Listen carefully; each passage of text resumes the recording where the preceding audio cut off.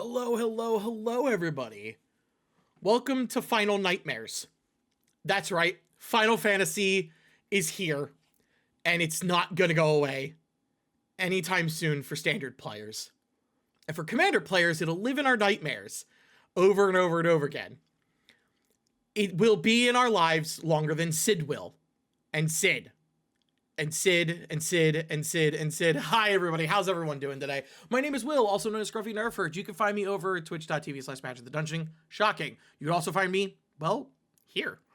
Thank you all so much for joining us today. This is going to be our top 5 favorite cards from Final Fantasy. This is going to be... It's going to be the final straw, is what it's going to be. Because it's going to break the camel's back. As always, we've been bringing in new guests and more guests, and we've got a fun guest here today to shout himself out. It's Ham! Hello! Hey, everybody. My name's Graham. I go by Hamhocks42 on the internet, and I stream Arena and play Commander and look at Magic cards pretty much from the moment I wake up to the moment I go to bed. Yeah. So I want to talk about them, because, man, this set is a ton of fun, so I'm looking forward to diving into it. And thanks for having me. This is delightful. Not a problem. I actually, I'm also joined by, we'll do introductions and I'll bring up why I brought in Ham. So it's Geek. Hi everybody, I'm Geek. Geek Beardly everywhere. The resident Vorthos and make my plane team decks and love red and everything chaotic. So this looks like a really interesting set. I don't know anything about Final Fantasy, but now I'm pretty cool. It's pretty cool. I'm definitely more interested now. And then, joining me as always, it's my co-host, Ryan. Hey everyone, basically, just like Scruff said, you can find me on Blue Sky at Merrick or at Merrick Kindred Specialist now. I was able to grab that title. And also find me on twitch.tv/Magic The Dungeoning. I don't generally stream by myself. So if you want to find me on stream, find me there every other Sunday. Believe we're actually streaming this Sunday again because of scheduling conflicts. Yeah, we should be having another session. It'll be episode 54? God, this season's taking forever. Hey, I voiced my part on that, but I got vetoed. I didn't. I was like, whatever story's being told. Regardless. Yeah, we can get more into episodes on another time. What we've got going on today is we're going to be talking about, for our normal top 5s, we're going to be talking about some of the set mechanics, some of our favorite things to see. We do have something to talk about with the Final Fantasy set, and that is the power level of cards, because a lot of people who might not know this, Universes Beyond tentpole sets, specifically tentpole sets, are going to be in standard, and with the way the things have changed, the standard sets will be in for 3 years now instead of rotating out like normally.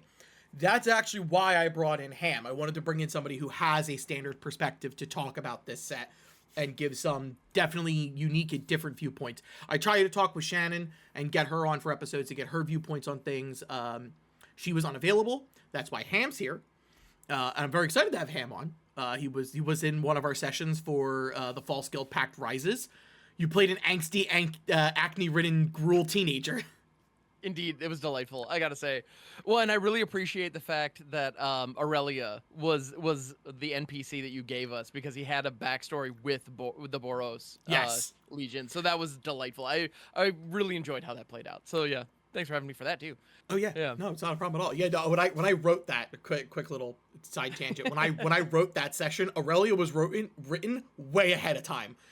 When you brought up the character, I went, "Oh my god, this is such a happy accident." Absolutely, you could have history with the Boros. Well, because I was like, why would an angsty teen be with the Gruul? It's like, well, because he was raised Boros and rebelled against his parents. It's like, that's done. We're in. No, Mom, I don't want to join the military. I just want to blow up houses. Kinda, yeah. I would say he upgraded. Yes. I'm kind of believe so. It was really fun, and I think that little guy. Yeah, I thought it was just when you're building a barbarian, you have to kind of think about why are they raging, and I was like, well, hormones, done. Like, they're easy. It just fit really. Yeah, I will also let it be known that as we are getting ready Phyrexia's multiversal war arc will be done by Magic the Dungeoning. We'll be doing 12 one-shots to tell the story, to retelling and redefining the March of the Machines story arc, as we'll be telling the invasion for 6 planes through the eyes of the Phyrexians and 6 planes through the eyes of the Resistance, which will be great. I can let you know what the first 2 sessions of that are. You can tune in to the Praetors for Change stream that will be happening later in the month of June. We are actually going to be running our very first one-shot through that one. I'm going to keep that one a secret because I'm going to be putting out a trailer for that one. So definitely stay tuned for that. However, our first actual plane for the Phyrexians will be the invasion of New Capetta. I will be going way more into the story of what the first few hours of the invasion looked like for the Phyrexians. Okay. Yes. And if you're wondering if the legends of the March of the Machine arc will be showing up, 1,000% yes. So definitely Can't join wait us to for see that. Henzi. Henzi Toolbox Torre. I've been working on my New Yorker accent so hard, because if you don't tell me he's got a New York or New Jersey accent, you're wrong. But that's just me. Yeah. So the first thing we're going to do is we're going to dive into some of the mechanics. Now, normally we go over all the mechanics that appear in this. If you really want to go over that, Wizards has their article that talks more in depth. We're going to just talk about the new mechanics that are coming out of there. And so the first thing we got to do is, a lot of the times you have to have the right tool for the job, or be the right job to use the correct tool. Ryan, select your job. Give me 1 second. I apologize. I didn't have the card up See- in front of me. Oh, you mentioned a tool. I thought you meant me, but okay. Yeah. That's... I mean, same. Don't worry. We're in the same. Discord fist bump. Yeah. I don't know which direction. So- anyway. So one of these will hit. One of the few cards on from the set that have the new mechanic called Job Select is Paladin's Arm. It is 2 and a white for an artifact equipment with Job Select. When this equipment enters, you create a 1/1 colorless hero creature token, and then you attach the equipment to it. The equipped creature gets +2/+1, has Ward 1, and is a knight in addition to its other types. It also has the ability of Lightbringer and Hero Shield, which is an equipped 4 cost. So essentially, Job Select, it pays homage to Final Fantasy XIV. Many of the characters you create in the MMORPG, you pick a starting job, and eventually they will prestige into a higher rank type job. Like, so for example, with the Paladin, the first stage of it is Gladiator, which is what I actually played when I first started playing 14 online. And then eventually I got Paladin, but there are a slew of other Job Select cards out there. I believe Thaumaturge. Thaumaturge is one of them. Yes, that's another class. There's Red Mage, Blue Mage has equipment and everything. Not all of the equipments are from 14. Some are actually from like Final Fantasy 1, from the original, I believe it. So it's not all 14. Warrior's not all Blade, 14. I think it is. Yeah, Warrior's Blade is Final Fantasy 1. But majority of the equipment that give a job are from Final Fantasy 14. I honestly think I will say, because Scruffy and I have had this conversation numerous times when we heard about the set coming out. We were like, how were they going to cover the jobs in 14 if they were representing all of the Final Fantasy games? And I think they did a good job. Made it easy, made it simple, didn't not overly complicated. My thought process on Job Select is, Job Select feels to me, obviously in the same vein as like For Mirrodin and Living Weapon, where it actually takes away the one, in my opinion, the one true weakness of equipment, which is like, you never have enough bodies for all the weapons that you have. Like, Job Select is perfect. It's the, oh man, I'm playing this equipment and I guess I'll equip it next turn, but it's like, nope, here's this thing that immediately is ready to go and fight and do its thing. Yeah, I definitely think they did a real good job with these, and I was very happy to see the respect done to the jobs from 14, because I definitely say one key part of the gameplay in 14 is the different types of jobs you can be. Geek, yeah. I was gonna say, I wonder how Job Select goes with limited and standard. That'd be Ham, Maybe any a question for Ham. response to that? So in my in looking through the different cards, I honestly don't. I suspect a lot of them aren't going to be particularly great, similar to like for Mirrodin. It's interesting that we have a recent example of this. And I do agree in general that it's a clean, elegant solution to the equipment problem. You know, like just giving him a body and just auto equipping. I do like that. I mean, nowadays equipment needs to either come with a body, auto equip, or have like a cost of equip 0 in order to be meaningful. You know, it just is what it is, unfortunately. Like right now in standard, we have 3 Sword of X and Y's that are legal right now. None of them see any play even out of sideboards. The idea of paying for, you know, the artifact and then the equip cost makes all of them completely unplayable. It's kind of wild. Because standard has just gotten so darn fast. The thing about some of a lot of the job select cards though that I really appreciate is how aggressively costed they are. You know, like there are a lot of them that cost 2 and come with a body and give stats. And so all of a sudden, like you can really just look at that card and accept that like, well, okay, this is a 2-drop creature, you know, and if the creature dies, I could then potentially move the buff to something else. Although the equip costs on them are generally pretty expensive. The other thing that's especially nice about that I really appreciate is how they work alongside prowess and a lot of the wizards in this set, because they care about casting non-creature spells. And on the stack, these are non-creature spells, but they make a token creature when they enter. So there's some interactions and some synergies there that are really slick. So yeah, I dig them. The 2 that stand out to me, at least immediately, for like Forthright, because like as like a little bit of spoiler warning, I don't think any of us picked any job select cards. I don't think so. I Yeah. almost had one of my No. honorable selection.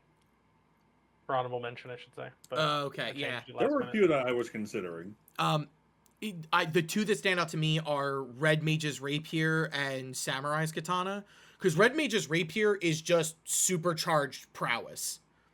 It gives the creature +2/+0 whenever they cast a non-creature spell. It turns them into a wizard, which is nuts. It makes them a Yes. slick shot. Yep. And then And again, it itself is a non-creature spell. So if you have multiple copies or a slick shot to begin with, like yeah. the other one that jumps Agreed. out at me is the Samurai's Katana, because it is 2 and a red for the 1/1, and when it comes in, it makes a 1/1. The equipped creature gets +2/+2 haste and trample. Like I was just like, you do this for 3 mana? 3/3. Why? Well, because it equips for 5. That's why. That is Yeah. so true. Yeah. It's a sin. But you're right. It is a 3/3 haster, and then if you have ways to equip for free in your deck, it's a nice bonus to be able to lock it onto other things later. Yeah. Oh yeah. Pretty slick. Yeah, and some of the equipment, and like, don't get me wrong, because like some of the equipment in this set is ridiculous. The Buster Sword is nuts. I read that card and I was like, why are you better than Cloud's best sword? Why? What am I looking at? Cool card. And I don't even like equipment. And the Masamune also. Like I looked at that one and I was just like, yeah, because that's what he needed. He needed double death triggers. Yup. It's funny. It's funny though, because I feel like that card is just. I mean, the Oracle text should have just been just like equip this on Sephiroth, or like instead of like equip, it could just be like equip Sephiroth, and like Equip it's Sephiroth So, 0. it is so clearly designed for him. It's not even funny. I did see a Yeah. proxy of it earlier today where they had the sword coming off the card, and I was like, that is nice. the appropriate length of the That's Masamune. that's like, yeah, that's huge. So now we'll go ahead and that was a multi-layered discussion. It was tiered, some would say. Geek. Ooh. I'm so good at transitions, it's a sin. I was just psychic damage from. I know, I'm aware. I cast Vicious Mockery on a daily basis. Anyway, so I chose the card Ice Magic for this one. It is a instant 1 and a blue.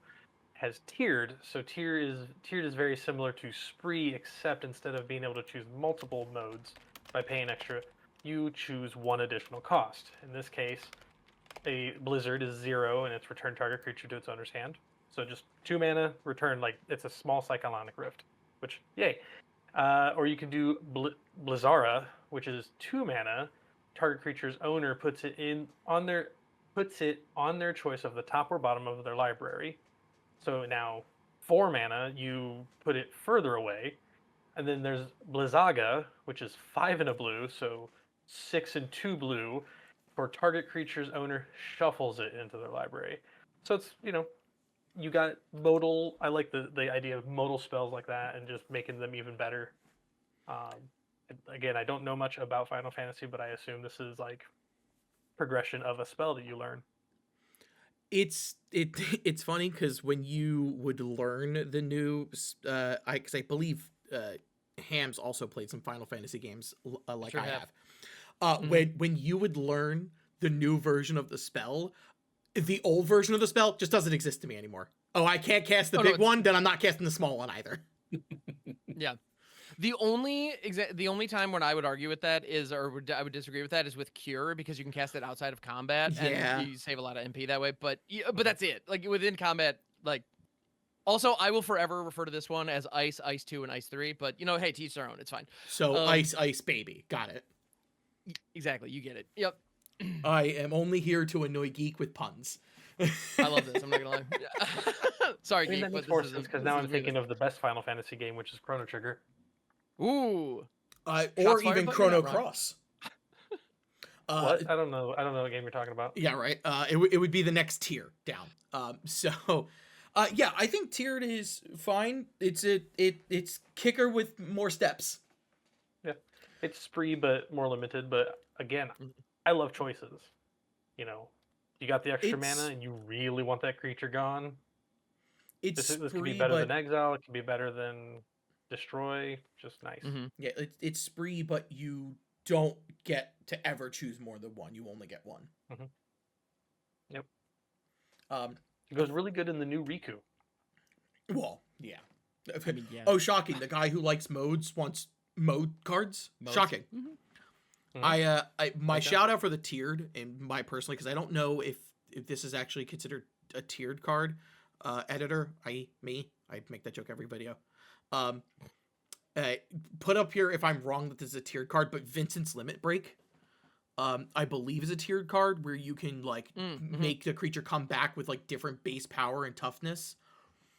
Yeah, I think all the limit breaks are tiered, which makes sense because they're also Yes, you get different levels of them as you go throughout seven. His is notable. Like Tifa's is strong, shocking. Cloud's is from the commander set only. But is also like Cloud's is insane. But in my personal opinion. But Vincent's is, we've seen those kinds of effects all over the place. So I'm curious if you, like the people who play things like Malakir Rebirth or Not Dead After All or there was another one. Is Not Dead After All the one from But that's Wilds of Eldraine. That is Wilds. Okay, no, never mind. I had the right thing. So there are a ton of them. That's a recurring Death, I believe, was from AFR. Like, yeah. And so it's one of those things where, like, worst case scenario, this is 2 mana, bring it back as a 3/2. Like, that's a fairly solid effect. There are plenty of bounce effects, but Ice Magic's fairly costed, and honestly, to be like no, I never want to see this thing again, get it away from me, please. I wish the tier on Ice Magic specifically increase the number of targets rather than increase where it goes. I feel like that would be far more impactful. They might have it would have to be costed differently, obviously, but yeah. Or 7 mana, just everything. Oh, so Cyclonic Rift. Just another Cyclonic Rift, sure. I mean, they could do that if they I can always use another Cyclonic Rift. I thought stun counters when I heard Ice Magic, because I was like, oh yeah, tap down a bunch of stuff and put like progressively more and more stun counters on it. That's me. Rye, any comment on tiered? No, honestly, you guys kind of beat me too. Y'all hit the nail on the head, so I got nothing. Well, I'm glad we got to tell a fun story. There's a lot of lore behind all of that, and now those lores are on creatures. Ham, tell us about Saga creatures. Let's talk about Saga creatures, everybody. So, it's honestly exactly what it sounds like. It's one of the most intuitive, kind of off-the-wall things that they've done in some time. It's pretty crazy. So what they did was, they decided Sagas are cool, and creatures are cool. What if we did them together? And so the whole idea is it's an enchantment creature that enters and immediately gets a lore counter, and you have chapter 1 of a saga. Now, you might be thinking, but wait, don't sagas sacrifice themselves when they're done? Yep, these creatures do that too. And so as a result, these creatures are statted differently because they are by their very nature temporary. And I think that's kind of interesting because the summons in many Final Fantasy games are just individual actions, and they show up once, do a thing, and then peace out. And so the idea of these sitting on the battlefield for a couple of turns and then leaving is notable.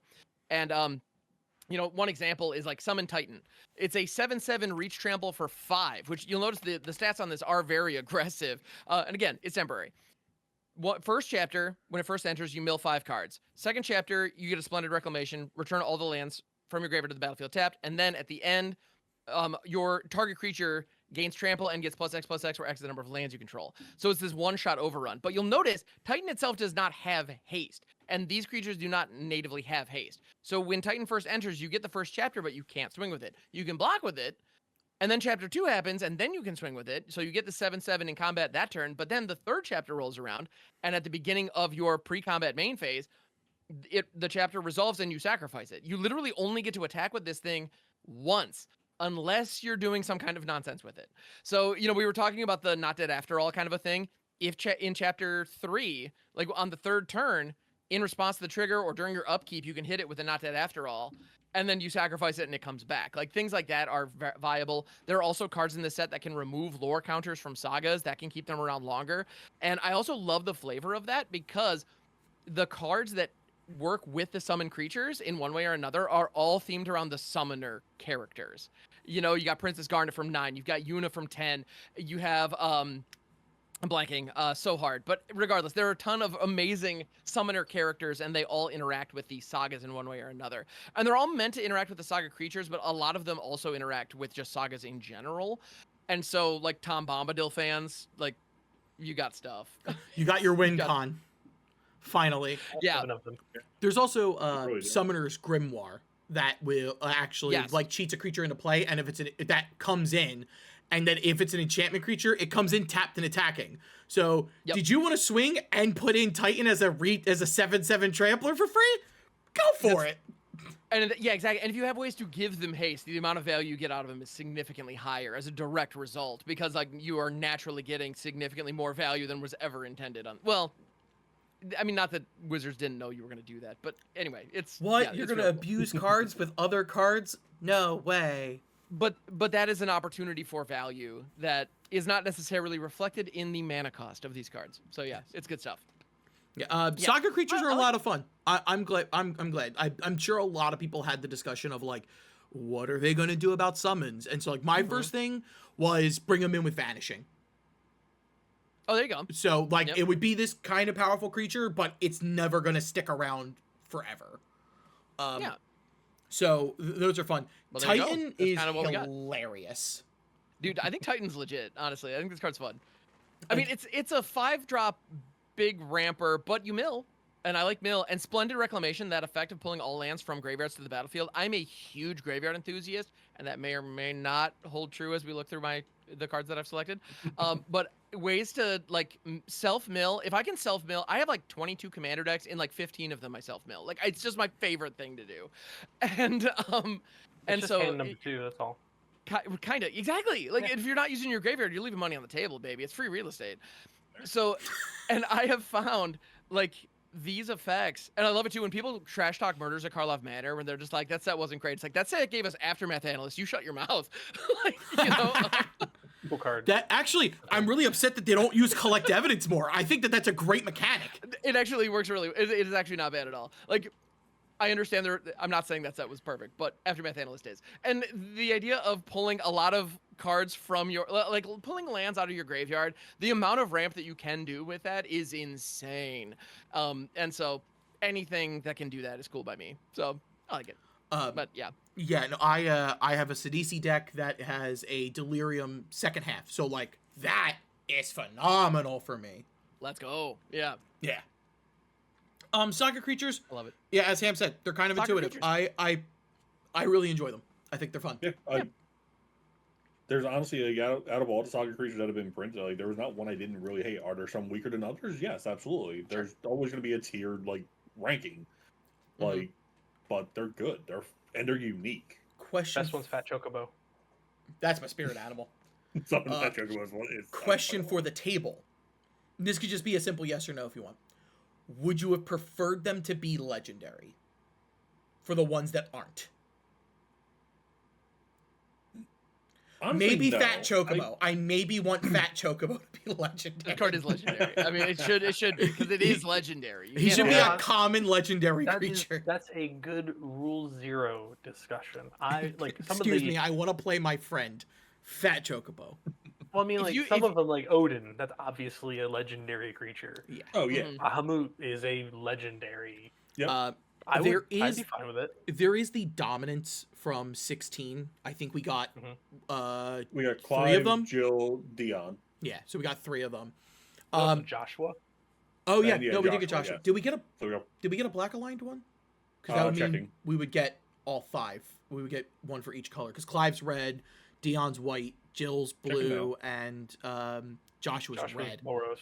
So did we get a green Yeah, one? and these are creatures on their these specific ones we're talking about transform into saga creatures. Yes. Which Yes. I actually saw a TikTok about that because somebody complained like, "Oh, why is Ifrit behind this weirdo from 16?" And I'm like, he goes, "I didn't play the game," and I'm like, "That's why you don't understand why he's behind him." And also, there are other Ifrits.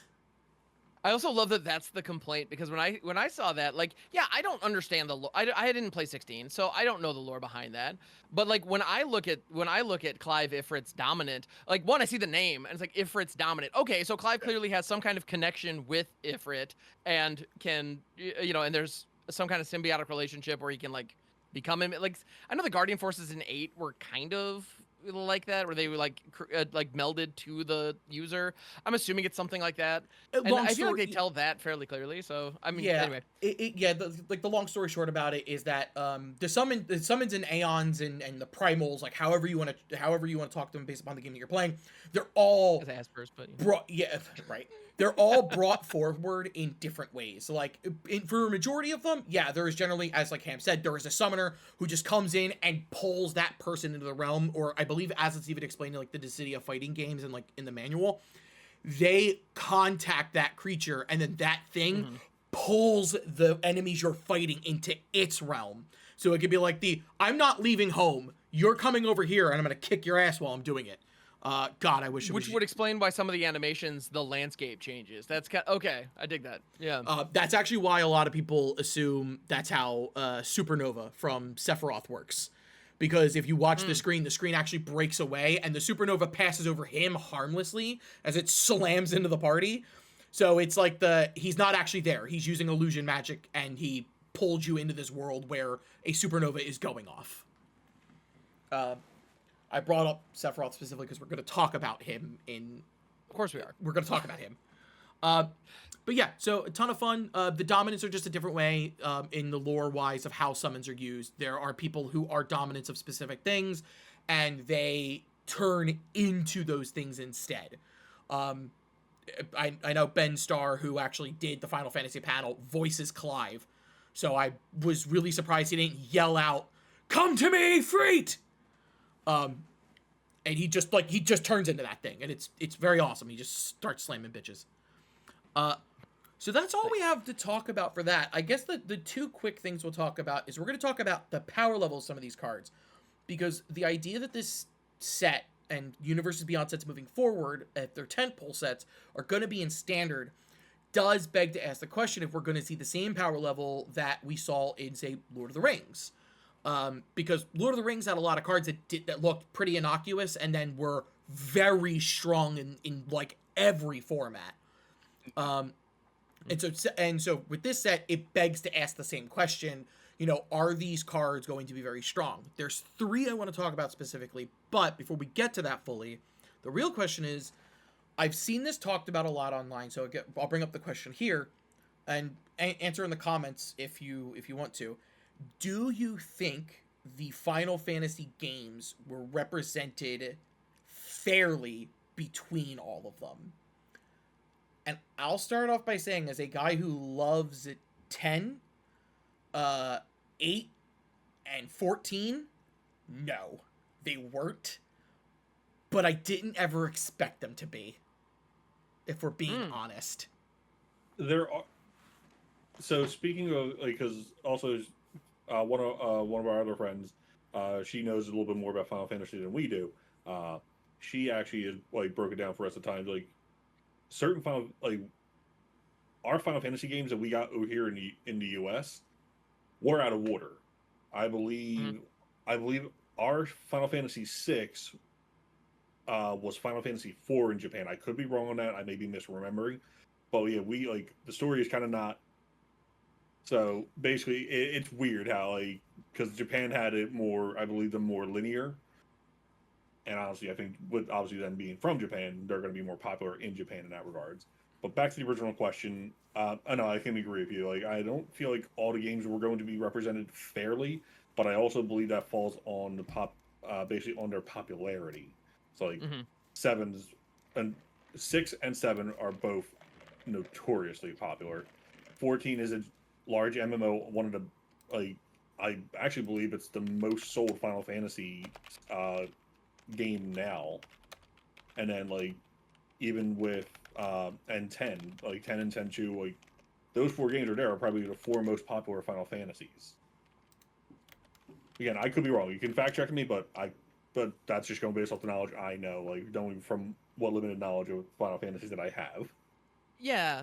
And I think the point you're getting to there is if Final Fantasy 14 had the same number of cards in the set as Final Fantasy 5, I think people would be confused as to why there are so many Final Fantasy 5 cards.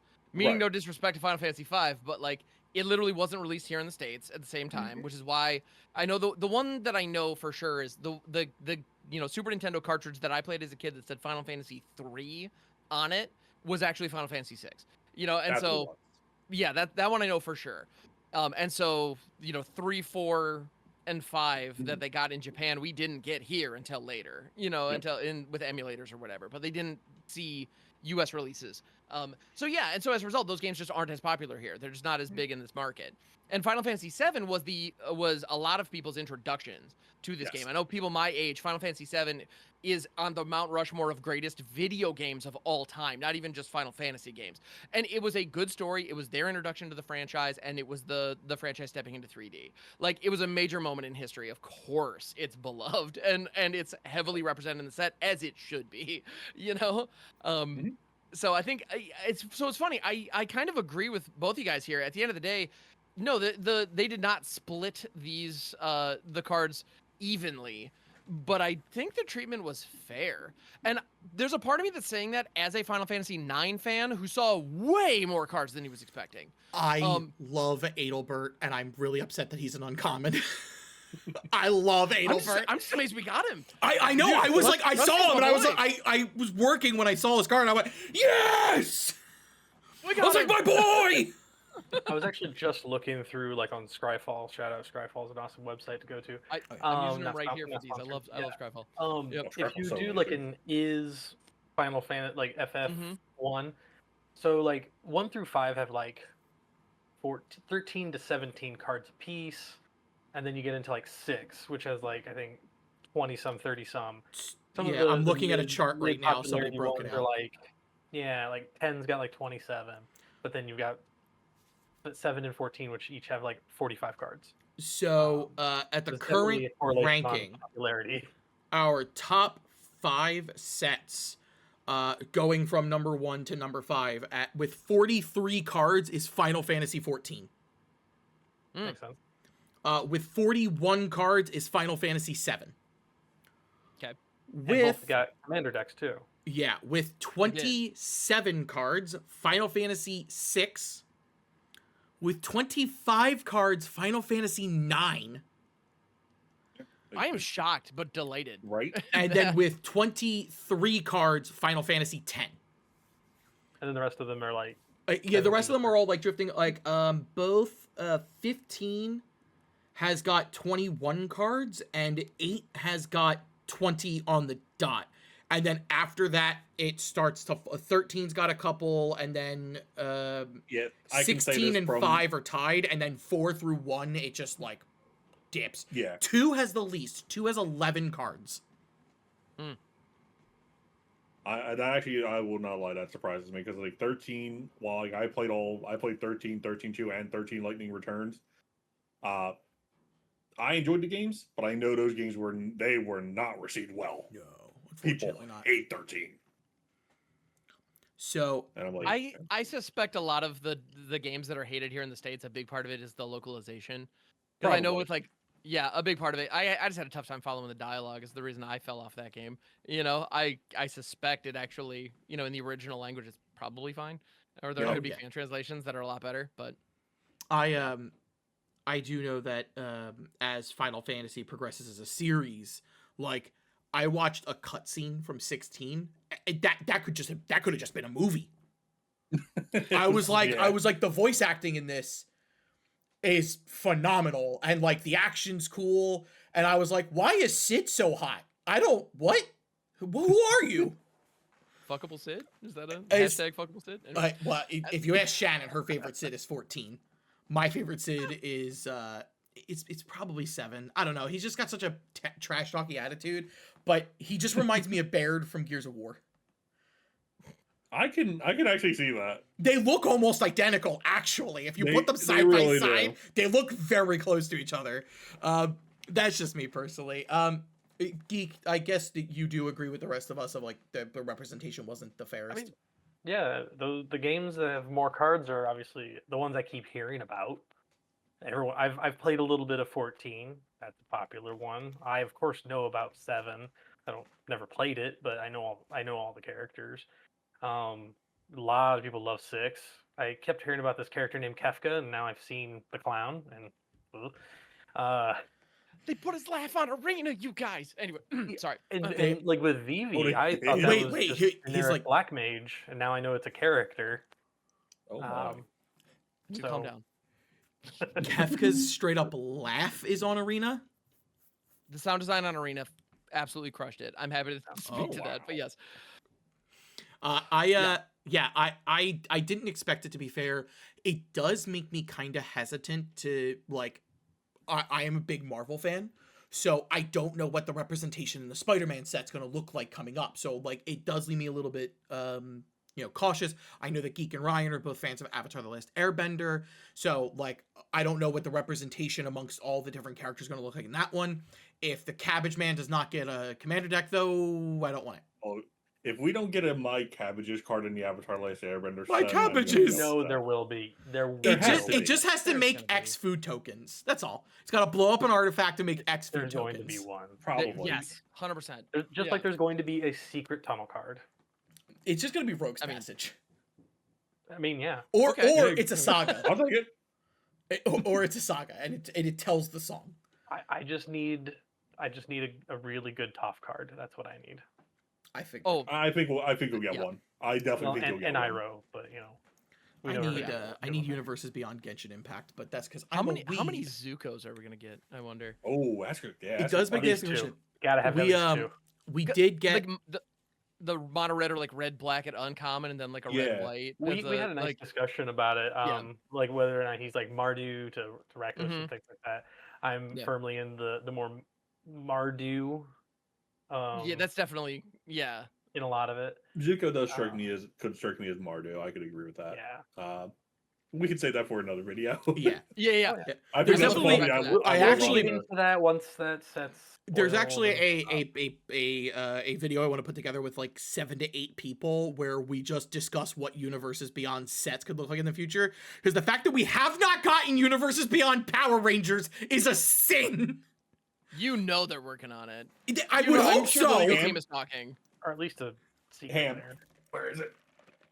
I doing think it comes down to Legit. is I'm waiting. what's is waiting. is Saban gonna play ball? You know, or is their fees gonna be just insane? Well, no. So I Even. actually brought it up because me and Trump have talked about this before too, because he knows how big a Mhm. fan I am. It might not be the issue with Saban. It might be the issue because Power Rangers is derived from Super Sentai over in Japan. It might be a Right. legality thing with that. It's also Yep. brought up too that Hasbro specifically owns, I believe, the comics. So if they were able to do Oh. any Power Rangers, yeah, like Power Rangers ownership is like not just in Hasbro. Like Hasbro owns like specific copyright. And it's a video we can definitely get onto because I won't do the research for that in this video. We're supposed to be talking about Final Fantasy. Yeah, but I say we're getting. I love how we're as soon as we jumping brought in. up other Yep. universes, we were just like, fuck Final Fantasy. There's my one. So yeah, so we all kind of agree on that. So now let's get into a very, very what could be spicy discussion. Is we're going to discuss what the group is what the collective community is talking about. There's 4 troublesome cards. I don't think Jumbo Cactar is a troublesome card. We're not going to talk about Not even it. a little bit. That's Not even for a me. second. I So overblown. think There's he- already ways yeah. to give yourself arbitrarily huge. Yeah, Mhm. I love when Power people are like, to a "Oh, but creature. you can combo it with this, and that's going to be a problem." It's like, no, that's just a combo. Like, Yeah. like, Literally. Shocking, a can big already power do that. creature matters? No way. Well, it's like, oh, but you could just give it trample. It's like, yeah, you have to find a way to give it trample, and for it to not die. Like, if you do that, you deserve to take somebody out. Like, that's fine. Like, it's yeah. Oh yeah. That sounds like perfectly reasonable Magic play to me. Yep. So the 3 cards we're going to talk about, we're going to talk about them in order because the idea of what power level is looking like for cards is, I feel like, gone out the window at Wizards. I feel like R&D is just not doing their job. I brought this up in the Yeah. Commander video, which is, I think the Yuna Grand Summoner card was supposed to be 2 different cards, and somebody was drunk at their desk and just stapled them together and then passed it off to be printed. Should we add more mana to it? Nah, it's fine. Yeah. Oh yeah, it makes mana and puts counters, and when things die, more counters. Yeah. So we're gonna talk about the first one that people are talking about, which is Summon Primal Odin. He's 4 black for a 5/3. He is a Saga Knight. He's one of these Saga creatures we talk about. His first chapter is Gungnir, which is destroy target creature an opponent controls, and then it's Zantetsuken. Zantsuken. So this creature gains whenever this Thank creature deals combat damage to a player, that player loses the game. And then chapter 3 is I Hall of never read Sorrow. that card. Oh my. Yeah. Chapter 3 Primal is Odin is Hall of yikes. Sorrow. Draw 2 cards. Each player loses 2 life. Now, of course, the thing we're talking about is that second chapter. There is a few cards that when we talk about them, there is the, oh, hey, this makes it lose the game. Like Door to Nothingness is like the first card that people think of. It's 5 mana to cast it. It's 10 mana to activate it at sorcery speed to make somebody just lose. Oh no, that's instant speed. Oh, is it But- instant speed? But like it's double Wooburg. Like Yeah, it's double Wooburg. Yeah, You're only the seeing it type in of mana is 5 color very decks. That's Ramos mana. Love This it. is Right. Yeah. this is a mono black card. That is a creature. This is like phage levels of bullshit. But all in all, out of the 3 cards that we're going to talk about, I don't think this is that big of an issue. As far as standard's concerned, this thing's like a non-discussion. It's Oh, other yeah. formats And- that we have to talk about with this thing. 6 drop that dies to a bargain Torso Tower. Nah. Mhm. Or Lightning Helix is Bolt? seeing play right now. This is not a thing. Yeah. Yeah. Eh. Lightning Yeah. bolt. Just Lightning Bolt, Lightning Strike, any of I ain't those. worried It's about it. just Yeah. Yep, not a thing. In other formats, though, where there is way more Mhm. protection offered and there's reanimation that is actually you slap your opponent to cast the spell. I could see this being an issue. I quite frankly think that this thing is inoffensive. That's fine. Agreed. I don't see any issue with it. I didn't even know people were talking about it, honestly. People Yeah, I didn't realize always that either. people talk about the effects that make people lose Someone at just instant lose. speed. About to say, well, It's I'm curious. it's combat damage. It's during combat. Yeah. Yeah. So, what was the discussion when Adventures in the Forgotten Realm came out when Vorpal Sword hit? Because this reminds me a lot of that. Yeah, It's, and I've Actually, yeah. my buddy Jarvis Moonbeam has a deck with a Vorpal sword in it, and he assigned the name of every person he's killed with it. My name is on that sword. He worked his Oh. ass off to get that kill and totally deserved it. So this is one of those where I feel kind of the same way. Yeah, there's going to be combo potential, but it doesn't have evasion. If this thing was unblockable and the window to strike this is one specific turn, your opponents see it coming more often than not, unless you reanimate it then proliferate it. But again, it's the same Jumbar Cactar situation where Gotta give it you got to haste, work hard enough. You've proliferate. earned it. It's so. Exactly. Yeah, I think in a mono black deck, this thing is definitely like a non-discussion. It's like when you add red and possibly green, where you look at this thing and just go, Yeah. okay, this might actually kill me if I don't prep at all. Yeah, this could be a potential Maybe. problem. Yeah. Yeah, but it's one of many like fair potential problems, I'd say. Yes, Yep. yeah. So like the small discussion that was happening about it is like, why are they putting this kind of effect on a card? And it's like that I kind of get, but like I at the think- I same think it'd be time, fun, who but- cares? I don't know anything about Odin in Final Fantasy, but Odin's So pretty this strong version in of him- mythology, so So this He could version of kill you. him is from 14, and that move, if it hits, KOs the party. Everyone drops. So it actually it'll makes a KO ton an of sense. 8-person party, and yeah, Yeah, I think if Oh, he yeah, gets kills the every move off, opponent. yeah, it's annoying. yeah, it is a really annoying mechanic because it's just like, hit him so hard. Well, and that's true. I think in a lot of other games too. Like I want to say in 6, if you summon Odin, it's a sucker save where like it's either a one-shot kill or it does nothing.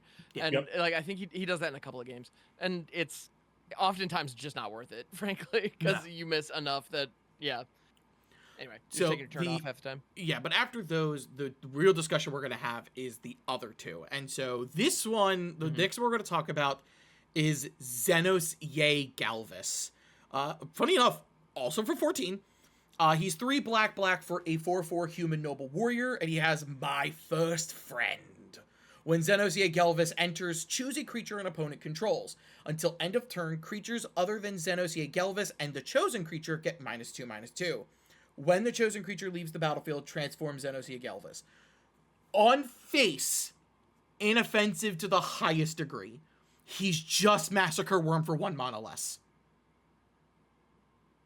Basically. Yeah. Yeah. Except you Yeah. have to save one thing from getting hit by it. Like Yeah. So yeah. And like even then, like that again, still an inoffensive effect. Oh, you Yeah, hose the I- token player. Oh no. Yeah, nobody's scared of Harvester of Misery. And Exactly. and this looks very similar to that. The backside is the part we have to talk about, which is what he transforms into. And he transforms into Shinryu Transcendent Rival, an 8/8 legendary creature dragon with flying. And as this creature transforms into Shinryu, choose an opponent. Burning Chains. When the chosen player loses the game, you win the game. This is a little bit more of a discussion because I can see why people are a little upset with this card. Because, oh, you're swinging at him to kill him because he's got the chosen creature. I'm going to murder the chosen creature. I'll transform and I will choose you. So as you die, I win. Thanks. I'm glad we both wanted the same person to win. I can see where this is a bit like Odin is a non-issue. If you get hit by that and lose, you might have deserved to lose. Yeah. This is the okay, I'm gonna deck everybody, it's gonna be fine, you're all gonna lose. And then that person goes, I had a removal spell in hand the whole time, so I'm gonna kill that as he goes to draw no cards and dies. So We're still talking about like having to have There's a a lot 5 of drop setup down. for There that. has to be a creature across Oh yeah, the no, board. no, like, definitely set up. But like the thing is, Yeah. you want to play this thing as early as possible. Like as soon as you can play it, you play it to get that chosen creature on the battlefield. Because like in the worst case scenario, and again, worst case scenario, which doesn't really sound that bad, this thing's an 8/8 dragon. yeah, for a total mana investment of 5. Yeah, Yeah, like that ain't bad. Well, and if you're playing against me, you target my Stitcher supplier because I'm gonna sack that thing anyway. So Yeah. like, that's the other thing Yeah. is you choose a creature you know is going to eventually die, and it's just like Yeah. oh no, I'm like, so well, sorry, alright. everyone else. I guess I gotta kill this dragon now. All right, yeah. I played against Scrub and I just target Solemn Simulacrum. Yep. I will kill him myself. Get in the wood chipper. You're my favorite card ever. Bye, buddy.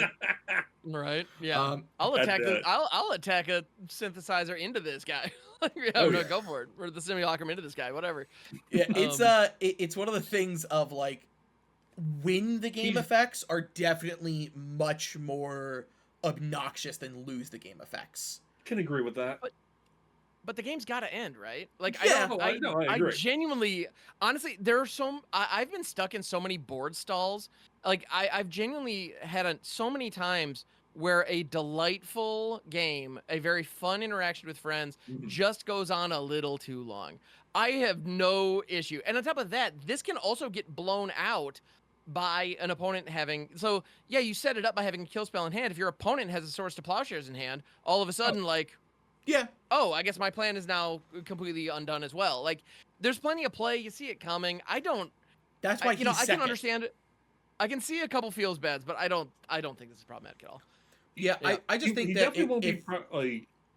I feel that Xenos falls in the same situation with Primal Odin. Mono black, not going to be a problem, really. Not like the setup is going to like. But if you add additional colors, like if he's in like other color decks, he could be potentially become a problem and everything. But I agree with you on this. I'm like the game does have to end eventually. Like there are times I have played and Scruff has like been part of it sometimes. Like we've been in a super long bloody game. I have answers to say like, oh, I can stay alive. I'm like, no, like no, is this game gonna end? Cool, done. Like the game's going on too long. I'm like, I'm just done. I want to move on. yeah, after Exactly. And yeah, there's Go- nothing wrong with that. There's nothing wrong with losing a game of Magic as long as you No. have fun playing Yeah. it. Yeah, no, there's nothing wrong with losing. I think that, and actually, I think he's more of a problem in Mono Black because they will most likely be running a lot of graveyard recursion because they're Fair. expecting him to die, like all the Oh time. yeah, he's probably going to be considered a removal on site. Like as soon he hits the table, it's like oh die. He strikes me as in the same vein as Turgrid. Like Yeah, Turgrid, Death Shadow, the one where if you sacrifice or discard things, she gets them. Like people are not going to be okay with your commander being around for its best effect. I personally think Turgid is I don't know. I can appreciate what you're saying. The amount of salt that it'll generate might be similar to Turgid. I think Turgid is, without hyperbole, 10,000 times better than this card. Well, yes, and more yeah. problematic and more agree. salt-inducing. Agree. 100% agree. All right, I want to make that abundantly clear for any No, listeners. that's fine. No argument. I think I think the big thing is like worst case scenario, this thing is an 8/8 dragon. In best case scenario, Yeah. you won from somebody else killing. Like, aha, I'm gonna dirty nothingness you. I'm gonna turn him into a giant dragon, and thanks for the win. Yeah, I get that could happen. I think Honestly, the thing though, that a lot of people these- talked about is this could be instant speed win the game from your opponents just playing the game in a multiplayer format, and that's where the fair. feel bad comes from. They'll be like my game plan is to swing wide at everybody and kill everyone, but I legitimately can't because you just win if I do that, and it's a feel bad card that could lead to those long games of my entire game plan shut down until that thing gets rid of and I don't have the removal for it. Does anybody else? Well, and then- no, but okay. Yeah, but then you get into the conversation with the table, and it just becomes a challenge that you have to answer. Yeah, of course. Honestly, I think that's the thing. What I've seen a lot of people complain about is whenever a card challenges them being able to just be on their safe zone rails. And I think Magic is at its best when you have to think outside the box and get creative mid-game. And so I look at cards like this and be all like, oh, hell yes, let's throw this on the battlefield and see how this changes things. And then it's going to challenge me to be a little creative. And I might have a win if that wasn't there, but it is, so I don't. And I need to find an answer to it. I kind of love that. I think that's interesting, and I like the design on this card a lot. Geek, And you haven't had. I don't know, that's the way that I like to play. So I don't know, I enjoy that. And I think people should, I wish that attitude was more common in general. I wish people like kind of, and I don't want to be the reductive just jerk just saying like just run more removal, it's like it has to counterspell, because those arguments are also dismissive and inappropriate more often than not. But yeah, I think honestly I don't think this card is problematic. I don't think any of the cards we've talked about today are problematic. I think they're playable, and I think that kind of scares people because it's like, oh, these might actually affect your local commander metas, and they're going to challenge you to think differently. And I can understand if change is scary. Like I can understand that. Yeah, but Yeah. honestly, I say like and the whole thing with change is scared. Like you got to kind of keep Commander interesting, or just not just Commander. Even then, like all the formats of Magic, like learn new play styles, try something different. Like don't get me wrong, like most of my decks, half of my decks are Kindred themed. Like I just love Kindred decks, but I do try to incorporate different ways to win. It's Call the just, Spirit Dragons. You will die to Ur Dragon next time I see you. Bring it. Geek, you Let's haven't go. had chance to say much. I agree with Ham a lot. I love interaction. I like challenges. If someone gets the setup of this creature being out, and then someone else does something, and you're able to finagle it and flip him, power to you. You did Yeah. it. I don't see a problem with this card. See, I'm putting him Now, in my yeah, Saskia deck because I'm going to beat the shit could- out of that person to kill You that could have person. someone with a wild opening hand where they're able to like, mess around and like instant speed this out or whatever. But Sure. then I just Well, go, hey, I yeah. don't like playing that style. Have fun. And yeah, I'll like go play something else. I like being able to see like what type of commander decks I go up against. Like saying like, oh, I've never Mm. gone up against this commander. Like I don't know how it works. We're gonna see how this goes. I lose. I'm like, oh, okay, cool. At least I know how the commander works now. I'm like, I can work around it. Or like even if I win, I'm like, oh, great, I actually pulled it off. Absolutely. Do not be like to anyone. This is to anyone in general. Do not be afraid to challenge yourself as a Magic player, whether it be standard, commander, modern, legacy. It doesn't matter. Challenge. Use your brain. You have one. Just don't ask me to play white. Speaking about Play using what your you wanna play. brain, also use your heart as we talk about the third problematic card, the third quote-unquote problematic card. I actually do think this one's a problem, but I think it's a problem for a whole bunch of different reasons, and it's Sephiroth, Fabled Soldier. 2 and a black for a 3/3 human avatar soldier. When Sephiroth enters or attacks, you may sacrifice another creature. If you do, draw a card. Whenever another creature dies, target opponent loses 1 life and you gain 1 life. If this is the 4th time this ability is resolved this turn, transform Sephiroth. We're going to do the same thing we did with Xenos, which we're going to talk about face. Face-wise, he's rude, but he's relatively inoffensive. The Geek wants like 10 copies of this card. It does exactly what he wants to do, which is sack things. I like draining my opponents too. Yeah, I'm like, we've had Blood Artists at 1, 2, and 4. I think he's the first Blood Artist we have at 3. How many of those blood artists are also the sack outlet and card draw engines, though? Yeah. He's just like, step aside, amateurs. Allow me to show you what to do. He's just like, Oh yeah. oh for a no, good sack he's deck, doing our You jobs. need 3 things. They're all here. Yeah, and for 3 mana to like, one of my favorite things I like to do with my IRL Magic group is we have a player named Martin, and he's a very he's not like a power gamer or like a spike, but he will be like if the card's not doing like this, and this, it's bad. And so like I read him Sephiroth, and he was just like, I don't know, man, like it's a 6 mana card, it just sounds bad. I was like, he's 3 mana. He goes, oh wait, no, that thing's broken. What? And Yeah, I was just like, exactly. yeah. I was like, if he were a 6 mana card, he'd be fine. Honestly, he'd be kind of bad. 3 mana, he's kind of ridiculous. Yeah. So yeah, front facing, like this dude's rude. Almost unoffensive, but like he will piss people off pretty quickly. But I know what you're asking the question. What does he transform into? I don't know. Let's talk about that. He transforms into Sephiroth, 1 winged angel. He's a 5/5 angel nightmare. Sounds about right. Avatar with flying and supernova. As this creature transforms into Sephiroth, 1 winged angel, you get an emblem with whenever a creature dies, target opponent loses 1 life and you gain 1 life. Whenever Sephiroth attacks, you may sacrifice any number of other creatures. If you do, draw that many cards. Because I hope you liked this puppy dog, because I'm gonna take it behind the curtain and kill it. Why? Why is that sentence on a card? Is if it was sacrifice any number of other creatures and or artifacts. Okay, so I love treasures. Let's talk about Let's go other non-land permanents. Let's get real saucy with it. Why not at this point? Let's talk about the real elephant in the room about this card. The fact that a creature gives an emblem. For those of you who are new to Magic and don't know, emblems are something players get that are non-interactable with. There is no way in current Magic that I know of to interact with an emblem besides taking the player out. There's 1 card that can remove an emblem from the game. A single one. and that is Karn Liberated, because it has the ability to reset the game.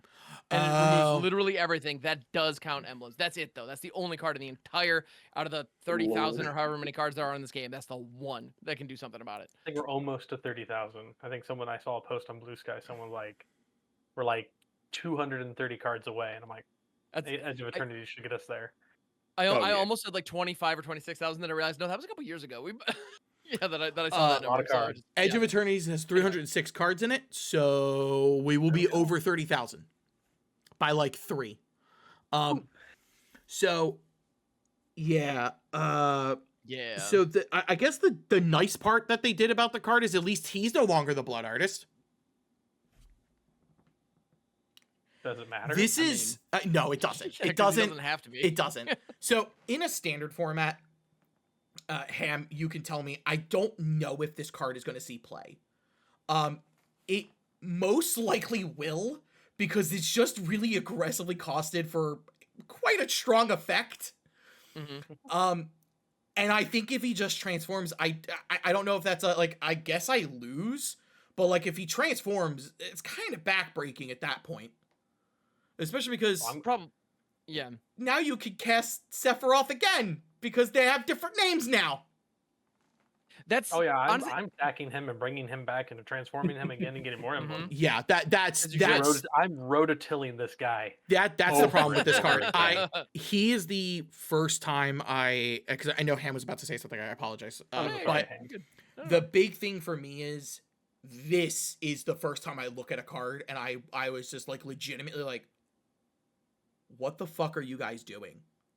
What is this thing? Like, why? Like, I get it. He's Sephiroth. I really do. But when do we go from, oh, you're making the biggest, baddest villain in all of Final Fantasy, the strongest, like one of the strongest villains. But when do you go to a point and you go, I think you guys legitimately messed up making this card? And Time will tell. Yeah. like for Yeah, example, that's that the first thing people started talking about, Moonmist. And I'm like, cool. So in a green black deck, he transforms for 2 mana instead of having to watch 4 creatures die. Cool. That's great. That's great. Love that. Love that for everyone. Oh my goodness. I think if anything is a card that like from this set I think is a problem, I do think it's Sephiroth. I personally think he was a mistake. How do I correct it? Don't give up the emblem. Just don't. Make him a double one. Make it so that whenever a creature dies, target opponent loses. Even 5. Let it be 5. That would also, I'd be like that sucks, but sure. Yeah, but you could interact with that. Yeah. Oh yeah, you can interact with that, but forgive me. Forgive You're me good, for man. wanting to actually be able to be like I can respond to that. Cool. Yeah, I think this guy's cracked. I think he's one of the best blood artists we've ever seen. Now, of note, though, in Commander, the difference between a blood artist and the difference between a Zulaport Cutthroat are massive. Because hitting only one target versus hitting every opponent, that is a significant difference. And so I think that is important to note. This is a blood artist. You are targeting. Which I guess could trigger crimes or whatever if you're doing that. So, all right, it's not 100% downside, but regardless, you're getting 1/3 the amount of value that you would get if it hit everybody. So it's not like perfect in that regard, because honestly, one trigger off of this is worth, is worth 1/3 of a Zulaport Cutthroat trigger on most commander boards. So that's something, right? But yeah, at the end of the day, this card is one of the best kind of sack pieces that we've seen. So as a commander player, I can see the frustration around like just getting a million of these going and then recurring a ton of stuff out of your graveyard repeatedly with, Ascend from Avernus, Raise the Past, all that stuff, and just going just banana pancakes with it. But from a standard player's perspective, all right, this is going to sound weird, but I'm just going to say it. Given the current standard, given the current state of everything, I love this card. So Really? Okay. because standard does not have a sacrifice deck right now, and Oh. there is nothing True. like I feel like the Rakdos sacrifice that's leveraging enchantments with Disturbing Mirth has been like on the cusp and so close and almost there, and it's just not. And it has been absolutely just abysmal recently.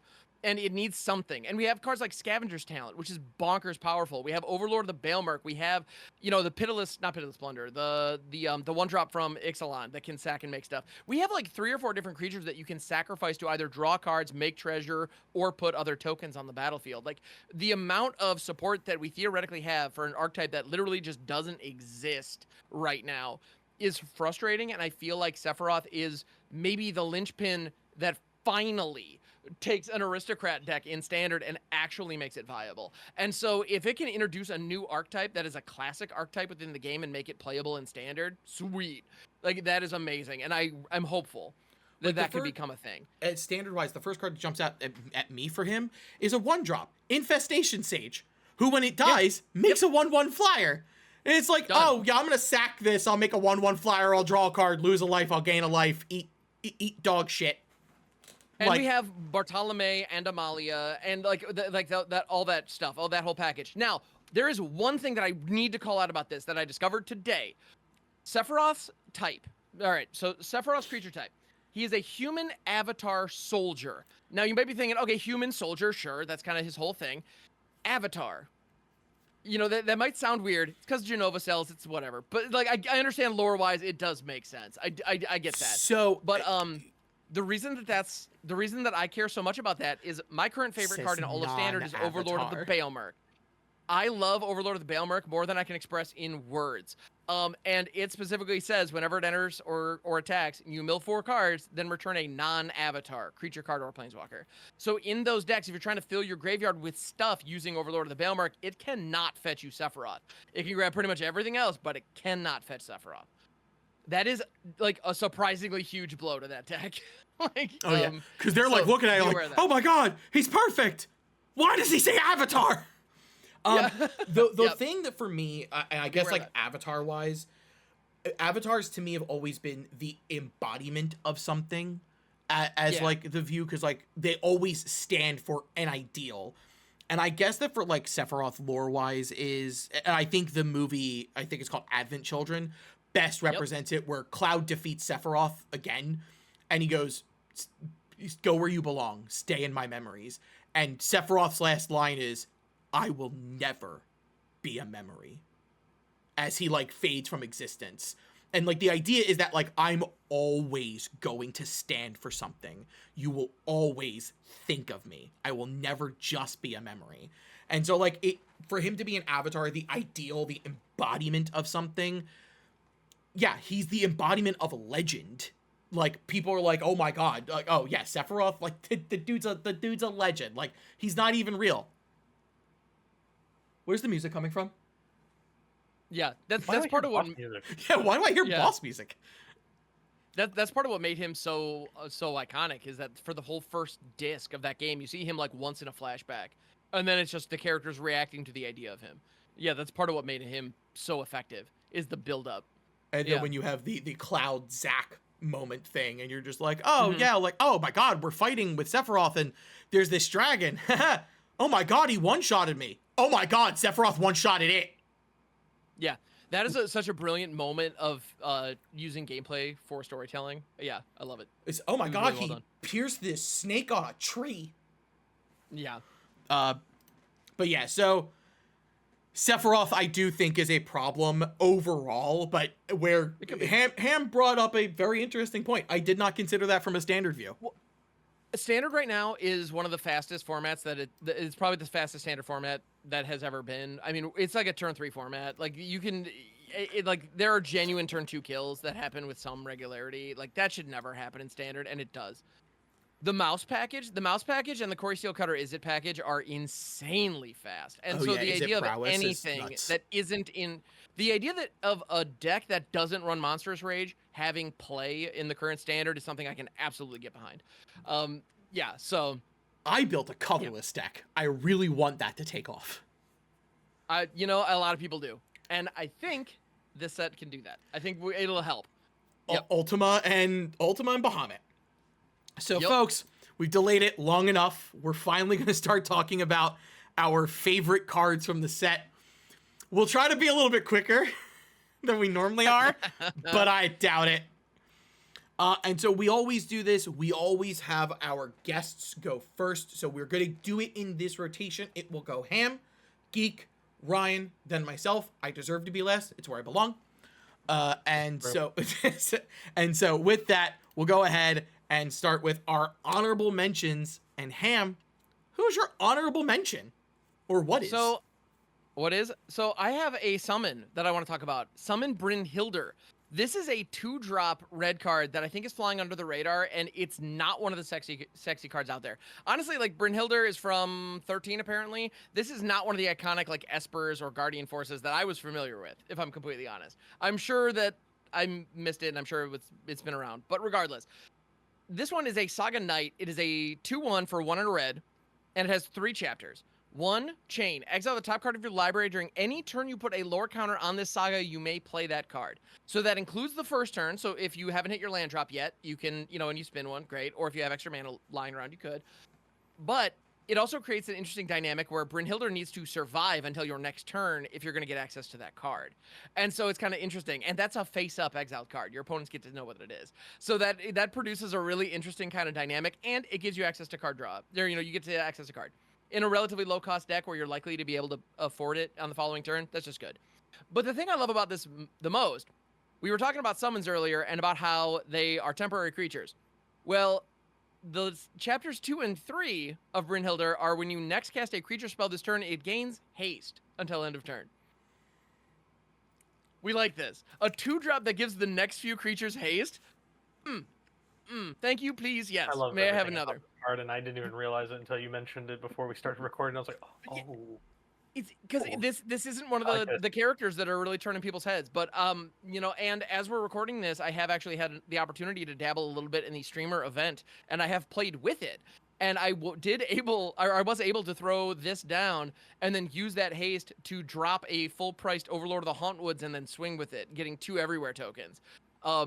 It's gross and beautiful, and then I believe I hard cast a 9-drop or an 8-drop summon out of my hand the following turn. It's if you're doing the crazy big summon thing, it really tees things up nicely.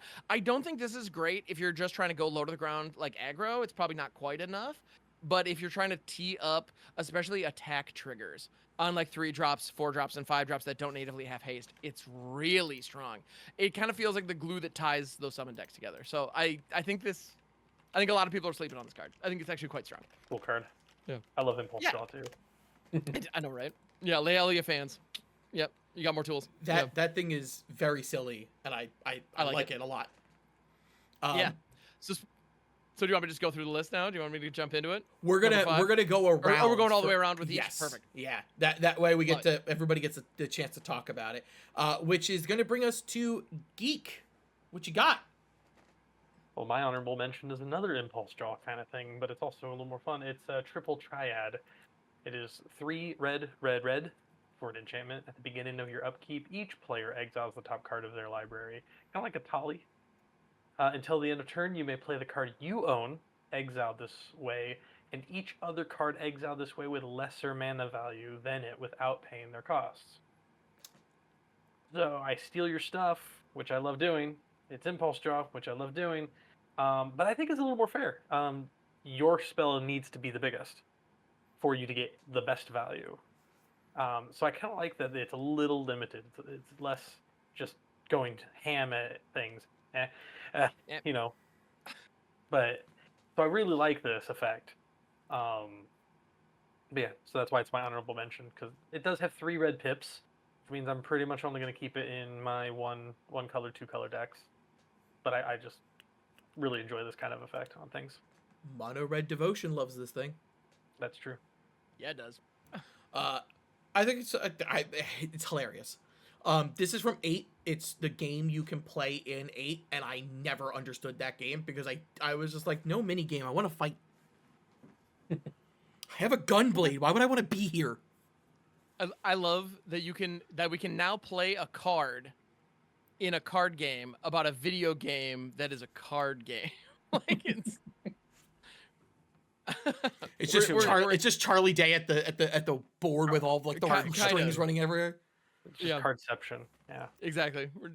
We're many levels deep at this point. I'm here for it. With the idea of red getting more card advantage that seems to always be this impulse draw. They don't really get like full on card draw anymore. I think this effect is fine because like even if you get like a land off the top, there's your land play, at the very least, and your opponents no longer have those other cards they were playing. So if you hit a land and it's just like like I was hoping the spell would go back to my graveyard. No, I can't cast it. That just stays in exile. Yeah. I do like getting rid of people's stuff. So if I don't want to There's a time cast and it, place for just- that. Resource denial is a valid strategy.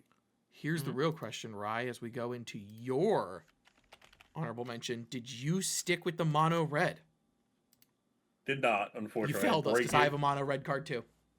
Yeah, no. You failed us. gotta be the odd I man actually out. don't think. Hang on. I actually don't Do think you I not have a single any- red card? I don't think I do. Betrayal. Betrayal to the Ur-Dragon. No, you don't. I- You don't have a I single don't have red a card. single red. I have everything but red. So my honorable mention is Dion, Bahamut's Dominant, 3 and a white for a legendary creature, human noble knight, and has the ability Dragonfire Dive. During your turn, Dion and other knights you control have flying, and when he enters, create a 2/2 white knight creature token. You can then pay 4 white and tap, exile Dion, and then return it to the battlefield transformed under its owner's control, and activate only as a sorcery. So this is one of we actually touched little bit on this earlier. This is one of the legendary creatures that turns into a saga creature. So Dion is normally a 3/3 on the field, but when you're able to transform him, he transforms into Bahamut, Warden of Light, which is a legendary enchantment creature saga dragon. It has flying, and it is a 5/5. Has 3 chapters on it. Chapters 1 and 2, Wings of Light, put a 1/1 counter on each other creature you control. Those creatures gain flying until end of turn. And then number 3 is Giga Flare. Destroy target permanent, exile Bahamut, and then return it to the battlefield front face up. So I saw him get sorry, continue. I saw him get announced, and as my title on Blue Sky says, I love Kindred. When I saw he was Knight Kindred, I'm like, mine, I need him now. He is very fun. I think on the front facing, he's kind of just a strong card. He's a 4 mana 3/3 that comes in with a 2/2. Yep. It's 2 bodies, 5 power toughness for 4 And while- mana. And while it's your turn, any knights you control, Both are flyers, yeah. yep, Yeah. become flyers. I think he's kind of silly. I don't even think you need the backside on this card No, for this to be honestly, like he's for very this to be a half versatile decent card. Now the backside is pretty great, especially because his chapters 1 and 2 is the plus counter goes on each creature you control, which Yo. is It is only pretty silly. Yo. He And does. I also love that the transformation is exile then come back. That way you get the ETB again. Yep. Like, that's just nice. Yep. I do. Yeah, I love the idea that you will have blown up just any one thing you want. It could be a land. Screw you guys, Cradle. And then we'll come back, and the knights that he's made stronger now just still have flying. It's very silly. It's very, very silly. I'm very here for it. I'm not. It's a white card. All right, let's give Fair you enough. something A that very you're s- into. It's Then. a very strong white card. I'll never play it, but it's cool. I saw him get announced, and I'm just like, I need him for Sidar Jabari today. Or make Oh, for sure. a Dragon Knight deck Could make him for a Dragon Knight deck, yes. with the battle bond. I know. Wait a minute, why are you gotta- playing knights and dragons? I have a night dragon in the command zone. No, you. Oh, you son of a mother. My honorable mention is for those of you who know me, know that I play a Tazri deck that has an encounter deck. Where I shuffle in 5 cards to build a new encounter each time you play against the deck to give it something new and fun, because it's my D&D deck. So my card of choice had to be Random Encounter. 4 red for a sorcery. Shuffle your library, then mill 4 cards. Put each creature card milled this way onto the battlefield. They gain haste. At the beginning of the next end step, return those creatures to their owner's hand. And then flashback 6 red, red. This is just a fun card. I just really enjoy this. It's so silly. Obviously, the best case scenario is you hit 4 creatures, milling this, and you get 4 free creatures in the battlefield for 6 mana. Hopefully, they're not just tokens. They also gain haste, so I very much imagine that like you're playing against a person who's not playing Krenko, the mob boss in the command zone, and then just mills him off of this card. So now he just shows up with haste. But I think that like when we talk about like decks that are gonna want this card, I don't think this card will see play in standard. It's just too expensive. Oh God, no. God no. But as far as like other formats, this could just be something very funny to be like well, you know what? I win if I hit this, so random encounter, and it's everybody just goes, oh, this could have meant for all of us. What the fuck? Huh? Yeah. Well, this reminds me of like Over the Top, you know, and like Yeah. that card's terrible, but it's so much fun, and it feels very much like that. I'm here for it. Due to Geek, I am building an encounter for my Tazri deck with this card and 4 of the job select equipments that make a warrior, rogue, cleric, and wizard. Nice. Because I have to. Yeah, it's just so silly. I love it. I love cards that you're just like, I don't know, let's spin a wheel and see what happens. Let's go for it. Same. Yeah. Same. If the start of the text is shuffle your library, I'm listening. You know. Shuffle your library. You have my interest. Go on. Yeah. So that will bring us into our number 5 slots. So Ham, what do you got for number 5? So I have a card that. So we were talking about the games that weren't represented heavily in this set. Final Fantasy V has a handful of cards, but it's not necessarily super iconic. And funnily enough, I don't love the name on this, but it's fine. Bartz and Boko. The reason I don't love the name is the translation of 5 that I played back in the day. His name was Butts, and I thought that was funny. I have a friend of mine who said the same thing. So this is Butts and Exactly. Boko as far as I'm concerned. But I need to tell you how awesome Butts and Boko is. So it is a 4/3 for 3 green with affinity for birds. And if you aren't sold on that, you're not my target audience for this pitch. Because that's it. Affinity for birds. I don't know what else to tell you. So the reason this is my number 5 and not significantly higher up is just because of how narrow it is. If you're playing birds, this is it. But it's funny, I have like 2 kindred decks, and one of them is birds, and it's one of my favorite decks. I love it so much. And in this set, they're giving us a ton of chocobos, and a lot of them are in green. Now, birds historically have been Azorius. It's been blue, white flyers forever. And so now they've added green into the mix, and with it, they give us a lot of really powerful chocobos in green, and this is one of them. So this is a human bird, because Butts is a dude. And when Bartz and Boko enters, I'll stop anyway. Each other bird you control deals damage equal to its power to target creature an opponent controls. Every single one of your creatures bites another target upon entering. Additionally, that is an ETB effect. If you have Panharmonicons or anything like that, all of a sudden, this triggers multiple times. There's also a bird Panharmonicon in this set. And so, like, it's really, really good, you guys. This card is way better than you think. It is a 4/3 removal spell for 2 that, yeah, that counts for all the things. I honestly think that this card is going to blow a lot of minds. The only reason it is not higher on my list is because it only works in the bird deck. You know, if you're not playing with birds, it just doesn't do the thing. But if you're playing with birds, this might be one of the best cards in your deck. It's really stinking good. And that's a theme throughout this set, by the way. It's the birds deck. It's very narrow and very specific, but man, the cards in it are really good. I mean, we do get, like, it's really funny that, like, we have to talk about bird kindred decks, and, like, we can't talk about Birds of Paradise. But now we can. Now we can. Yeah. Yes. Yeah, Bop is now on the menu for the bird decks. Yep. Yeah. It's just flying over there. Cool. It's like, it's fine, guys. You can just do what you're doing. It's cool. No, you'll be around. You'll be back. It's fine. A giant yellow bird that is not, who's a Sesame Street bird? Big bird. Big bird. Big Bird. Thank you. I blanked so hard. I blanked so hard on Secret literally lair just idea. 2 words. Secret lair idea. What's it? A Oh, big what is, bird. who's that big Chocobo. bird? Who is the big Yeah, bird? who is that big bird from Sesame Street? Yeah, so Yeah. it's like one of those things where like, this is hilarious. But yeah, I do agree with you in the sense of like, it's kind of like Dion. Dion follows in the same thing of like the Yeah. best when in their kindred. Are they strong on their own?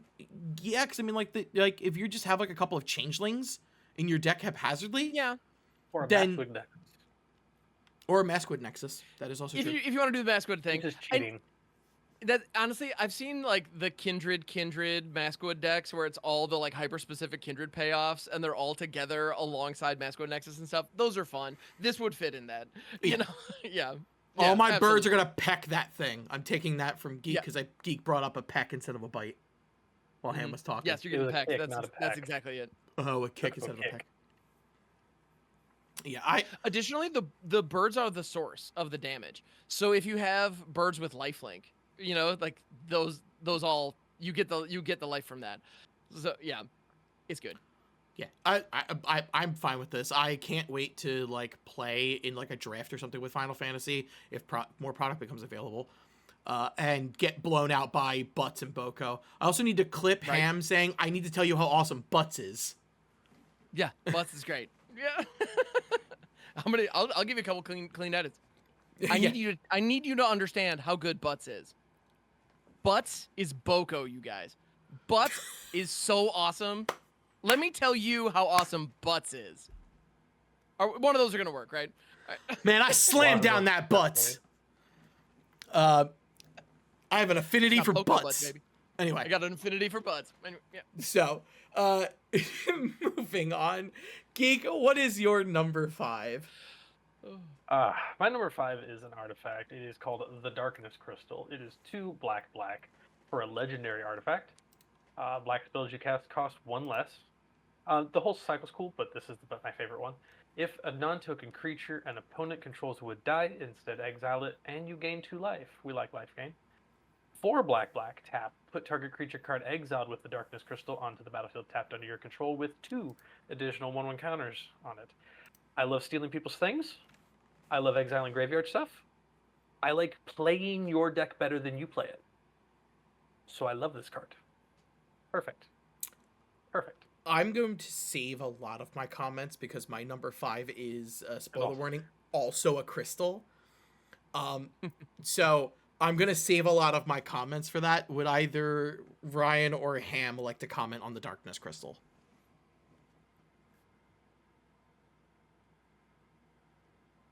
I mean, in all honesty, like, I guess my comments are basically just a bit around all the crystals in general. They're all solid in my opinion. Like, some are better than others, but they captured the color, like the colors pretty well. Like, what best suits the crystals and everything. So honestly, I don't have anything additional to say. Like, you haven't, the Geek hasn't already said, or I guarantee I know what you're gonna say. I'm going to I'll say Bill. explode when we hit my number 5. Probably. Yeah. I think all these crystals are just rock solid, and the Darkness Crystal specifically, I love that it's not a full it's not a full Leyline of the Void. Like, you can still mill or you can still discard, but it's like Stone of Erech from Lord of the Rings, where if the creature dies, it then goes into exile. So it shuts down like aristocrat style stuff. So your Sephiroth deck, haha, get wrecked. So that's nice. But and running it alongside, your Fleshbag Marauders and just kill spells in general, you can do some cool stuff with this. So I dig it. Honestly, cost reduction is so much better than, like, every single time I play anything with cost reduction on it, I am shocked at how strong it ends up being. I love the medallion for that reason too. Mm-hmm.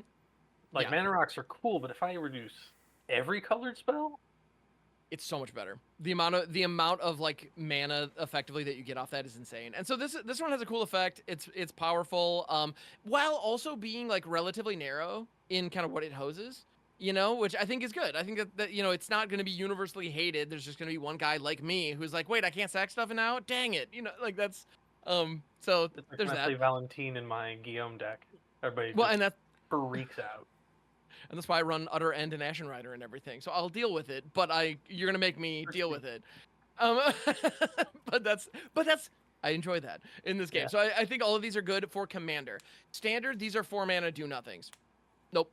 Yeah. Like unless there's some crazy combo that comes out. And funnily enough, out of all of the crystals, the only one that I'm actually kind of intrigued about in standard is one we're going to talk about in a minute. So I'm going to Cool. Okay. I was about to say. Yeah. I was about to say. We'll take Is it my crystal? I think it might be my crystal. Yeah. But unfortunately, Yeah. we do follow a formula. So, Rye, what's your number 5?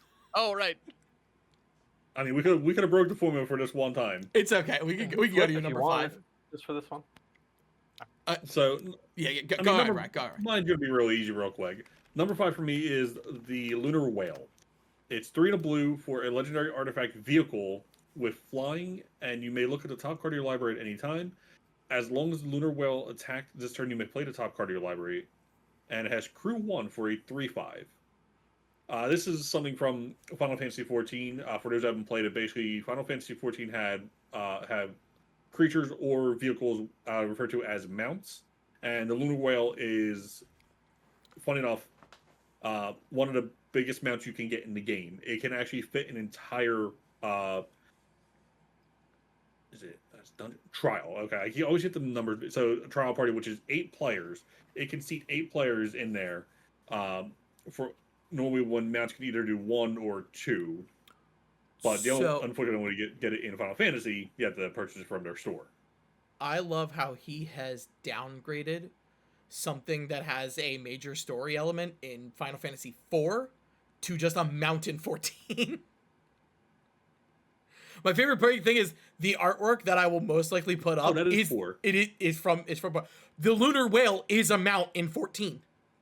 Yeah, and my eyes played a trick on me. Unfortunately, I thought that was. Well, that's like I misread the symbol. You run into some of the you run into some of the summons from like 10 in 14. Like you meet Yojimbo and the Magistus sisters. You do meet like 14 has a lot of crossover from the older games in it, and now one of the vehicles. Yojimbo's also one of my favorite summons. I so misread that as 14, not 4. What? Tricked me beyond belief. There's so many characters and motifs that cross over. It's all good. Yep. As far as the card's concerned, honestly, looking at the top of your library is nothing new. This is the first time a vehicle's had it, I think. I believe. Possibly. And even if, like, Crew 1's not hard to do. So, like, this being a 3/5 flyer for Crew 1's actually pretty straightforward. This is going in my Shurikai deck immediately. I'm looking at it for pilot. Oh, yeah. Yeah, Pilot actually, this would actually be a very good. Yeah. Shout out to Valerie. Really cool format. Oh, yeah. Give a And as of this recording, Pendragon is an official format for Moxfield. Oh, nice. Yeah. like seeing more formats. Mm-hmm. More ways to play is always good. Oh yeah. Oh, yeah. It keeps it from 100%. getting stale. So we'll go ahead and we'll talk about my number 5, and that is the Fire Crystal. 2 red for a legendary artifact. Red spells you cast cost 1 less to cast. Creatures you control have haste, because why not?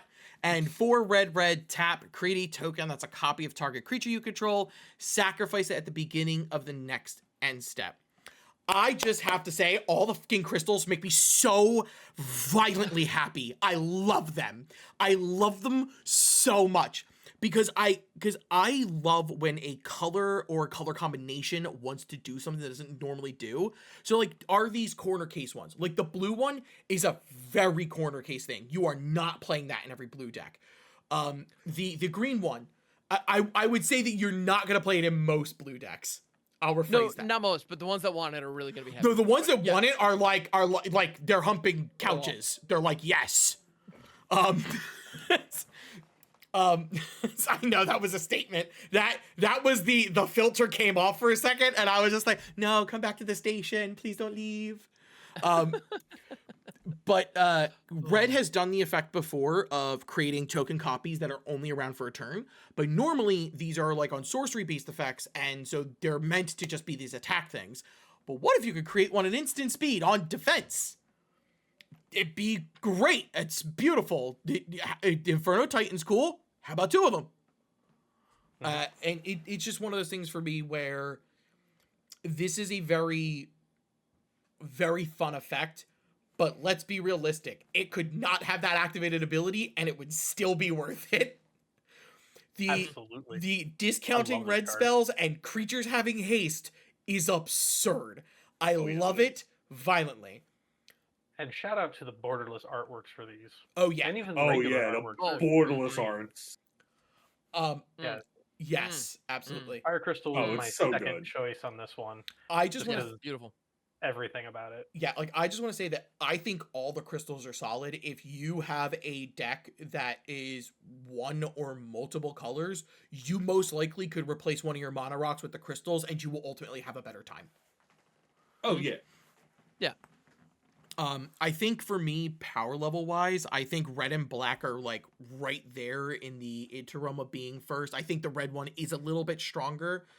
If we're talking about like just pure strength and capabilities of what it wants to do and what it's doing.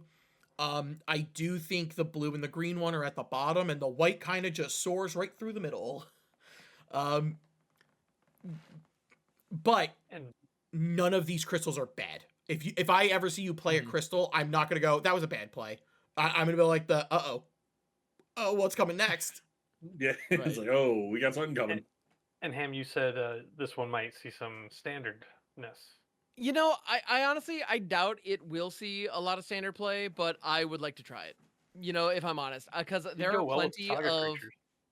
yeah, exactly. That's the thing. There are so many like mid-range decks that right now aren't really seeing a lot of success, and part of the challenge is your 4, 5, 6 drop creatures. They have to give you a ton of value. I mean, they basically need to win you the game on the spot, otherwise you really can't justify running them. And giving them haste is a huge step in the right direction, and making them cheaper is also great. You need to take turn 4 off to establish this, so it's probably going to be in a fairly controlling deck in order to survive long enough to stick this and then reap the reward for it. But there are so many creatures, like the templating that they do right now for creatures that want to be impactful. They've been putting the Titan text on a ton of stuff, and by that I mean it enters, triggers, and then it triggers upon attacking. And it's templated with that idea, thinking it'll trigger the first turn, and then if it gets blown out, okay, great, but it'll continue to trigger if it doesn't get blown out. Well, if you give it haste, it just triggers twice, and that's real good. So like with the Overlords from Duskborn, for example, you know, like Overlord of the Boiler Villages, the red one is not great in that cycle, but part of it is it costs 6, and you know, getting it to attack quickly is difficult. It stacks damage, and so like you can't double tap one thing unless it has haste. And bonus round, it only costs 5 now. Like that seems really good. So all of a sudden, that's a card I'm seriously considering when I wouldn't have a second ago. You know, so that's interesting. So I'm intrigued. I do kind of get curious if this might see, and I doubt it, it might see play in the prowess decks because this is a non-creature spell that discounts the rest of your non-creature spells. Honestly, by turn 4, those prowess decks that are running Corey Steel Cutter, Monstrous Rage, and whatnot, by turn 4, the opponent is already dead. Yeah, Like, and that's what I've noticed. You know, and so like I can appreciate the idea. And if you were trying to adapt, if you wanted to adapt the Corey Steel Cutter prowess deck into like a brawl deck, for example, then this could be an interesting consideration. Like that could definitely fit something like that. But I think in standard, like if you're going like just balls to the walls aggro, a 4-drop that doesn't add immediate power just isn't. It's not great, unfortunately. Yep. No, I understand. Yeah. I appreciate the thought though. But for any other format that, especially if like formats could cheat this thing out. Yeah. But yeah, the whole crystal cycle to me is very strong. A big shout out to the green one though, because we've always seen these effects where I believe the earth crystal says double the number of plus encounters you get. And we see those effects, but all of them are at 5. This is the first time we've seen it at 4. Now, granted, it's on an artifact, so it's easier to destroy, but like green decks that want to play this thing, be on the lookout. This thing is very, very useful. Halana and Elena go, oh, hey, here's 4 +1/+1 counters and haste. Go to town. From like a commander standpoint. Where like the black one is going to shut down a bunch of strategies that care about things dying. The white one does give creatures flying and lifelink for its activated ability. It's actually the one where I'm like, the activated ability is actually incredibly worth it. And then the blue one, I'm kind of like when I see this card, I'm probably going to be very, very sad because I like to mill me. But when you're enjoying milling me, I hate it. I hate that you're enjoying this. Yep. But yeah, but definitely the fire crystal, but shout out to all of them, honestly. 100%. That brings us into number 4. Ham. What is your number 4? So we're talking about the blue crystal. Yeah, I love milling me. I love milling me. I love milling me so much. And one of the great things about milling yourself is you have this big, beautiful graveyard, but then you got to do something with it. What if I told you that there's a Sultai legend that lets you do really fun things with your graveyard? Oh no. Sin, Spira's Punishment. This is one of the early cards that they spoiled. So this is one I don't know, I've had enough time to forget about this thing and then come back around to it. And it is a 7/7 for 7 with flying, and here's that text: whenever it enters or attacks, you exile a permanent card from your graveyard at random. Then you create a tap token that's a copy of that card. If the exiled card is a land, repeat the process. So if you're milling yourself aggressively and have a ton of lands in your graveyard, you could just incidentally ramp yourself a whole bunch. And if you have gigantic reanimation targets in there, you get a token copy of them. Now, I love the balance on this card. You're not just getting the card onto the battlefield. Because the moment you do that, then you can have recursion potential, and it could be genuinely completely busted. The fact that you're getting a token copy of it is significantly worse. Because now if that thing bounces, if it dies, there's a Golgari meld pair in this set. If those are tokens, that meld doesn't work. You know, like those kinds of things are all factors that you need to take into consideration with this. But when it enters, you get just a thing from your graveyard, and maybe it and some lands. Like, and it happens upon attacking. If you can give it haste, you can double tap. You know, basically your whole graveyard just becomes your battlefield. Like it seems really slick. And if you're building a deck that has entirely too many 7, 8, and 9 drops in it, like I am wont to do, this card all of a sudden, as you're discarding and milling those gigantic monsters that you're not going to cast fairly, well, hey, you just get them out that way. Additionally, it only checks the permanents. And so when it only actually hits the permanents. So if you have spells, if you have instants and sorceries, it's not like you're going to exile one of them accidentally and whiff. Like, you literally only exiles a permanent, and that's, yeah. This card rules. I really enjoy it, and it's a 7/7 flyer. I love Sultai. So like, I can't even argue with this thing. You like Sultai Graveyards, this is it. Oh, yeah. Because I'm just thinking, like, if this enters when you have 5 lands, you just get all 5 of them. Yeah, if your graveyard is nothing but lands, you just have them all. Yeah. Yep. And the hilarious part about this is if you team this up with Taval, these are separate individual triggers. So if this hits 2 or 3 lands, you will also get Zombie Druids along with them as well. Dude. There's so many. Yeah, and doing this, you can also do this with Insidious Roots for really crazy value as well. Yeah, there's so much stuff you can do with this. So like I was using this alongside in standard, my favorite reanimation spell right now. Like, they gave us Zombify. I love Zombify. I don't use Zombify. I play Reanimator all the time. Valgavoth's Faithful is so good because it is a creature and it plays around counter spells. If your opponent has a negate up, they're like, haha, or even a 3 steps ahead or like a hard counter. They're like, haha, I'm gonna get your counter, or I'm gonna get your reanimation spell. It's like, can you counter a creature? And the creature you're gonna be countering is a 1-drop. So like, if it's a soft counter where it's a a counter unless you pay 2 kind of effect, like, okay, I'll just pay the 2 and I'll just activate it next turn. Like, you slowed me down, good work, but you didn't stop me. Anyway, so that kind of effect is great. And then it is also something that Sin can then pull back, and then you can activate to reanimate another thing later. It's the potential there. And with Overlord of the Baelmerk, the value you can get off this it's just silly. Yeah, it plays really well, and it's super duper fun. So I this is just the kind of silly nonsense I enjoy doing. I'm not confident it's great, but it's really fun. It's gonna be wild. Yeah. Oh, yeah. The first time I see it, I'm just going to go, I'm letting you spin the wheels. I want to see what happens. Exactly. Well, I saw this. Yeah. Oh, go ahead. No, sorry. No, you're good. I saw this card when it got spoiled, and I'm like, I actually looked at Scrap, and I'm like, would you be upset if I actually build a Sultai deck? Yes. Because Sultai is one of the color combos I struggle to build. No, but this is like we would both have a self-mill deck, but be doing very different things. And that's one of the things I love about self-mill is that like there could be 4 self-mill decks at the table, all doing wildly different things.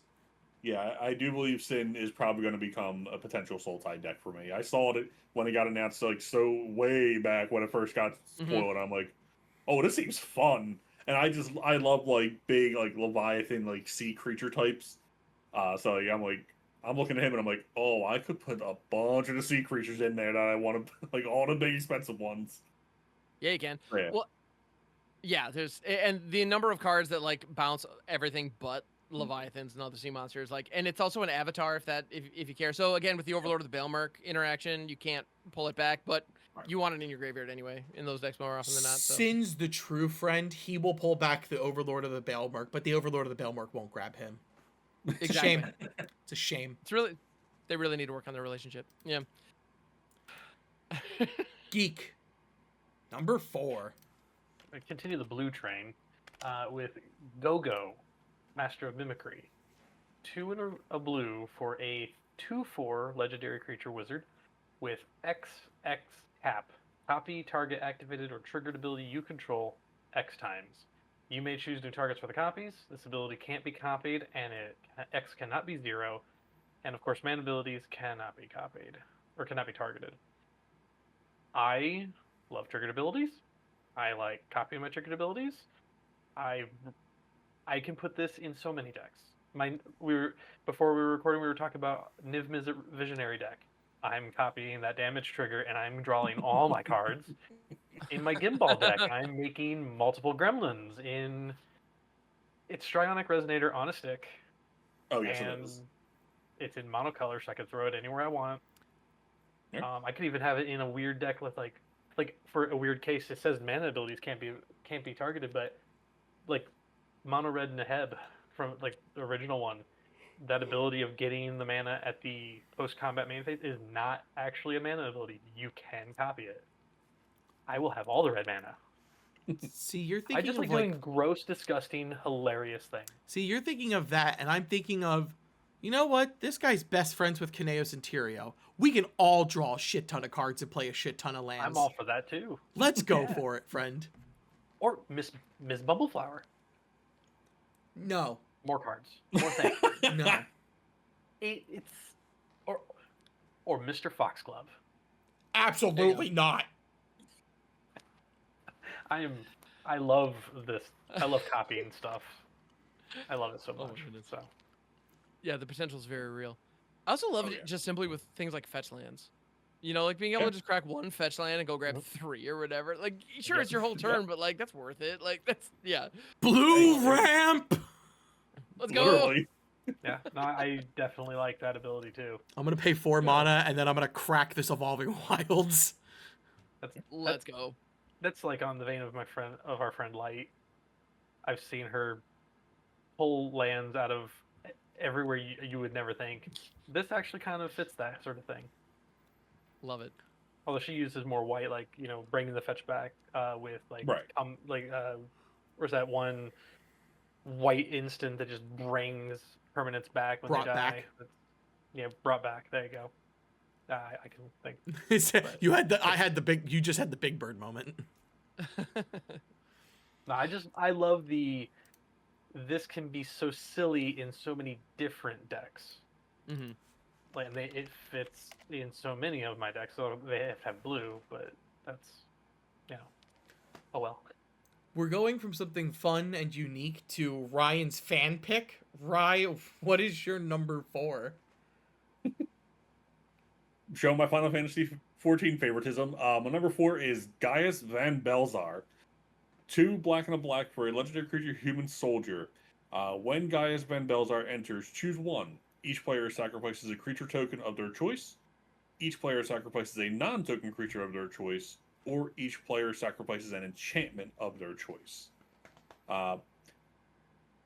He's honestly like for 4 mana for like removal. Like you don't have a choice of it. He's not bad. He's not the greatest. He made the list mainly because again, 14 is near and dear to my heart, and he is the first major villain you actually face off in a realm reborn. Such destruction was not my intention. He is a 3/2. Like he's not something like that.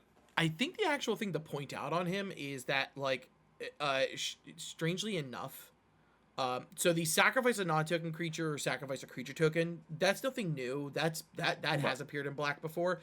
Sacrifice an enchantment is new. The enchantment removal that Black has is very limited. So, like, he might be included in decks for that reason. Where he's just like, I have to find a way to deal with this enchantment somehow, and I'm going to play this, and I'm making everybody sack an enchantment. I think the biggest thing holding him back is his mana cost. If he were His free, mana cost Second is copy of Fleshback Marauder. That's all. he doesn't have to be. He could be creature. Like, if you're not playing creature tokens, and everyone else is, yeah, choose creature token, and you lose nothing. Like, can you lose him immediately? Then choose non-token creature and just sack him. But I actually think it's the third part of that ability that really stands out to me, because, like, the enchantment Black doesn't really play many enchantments. No.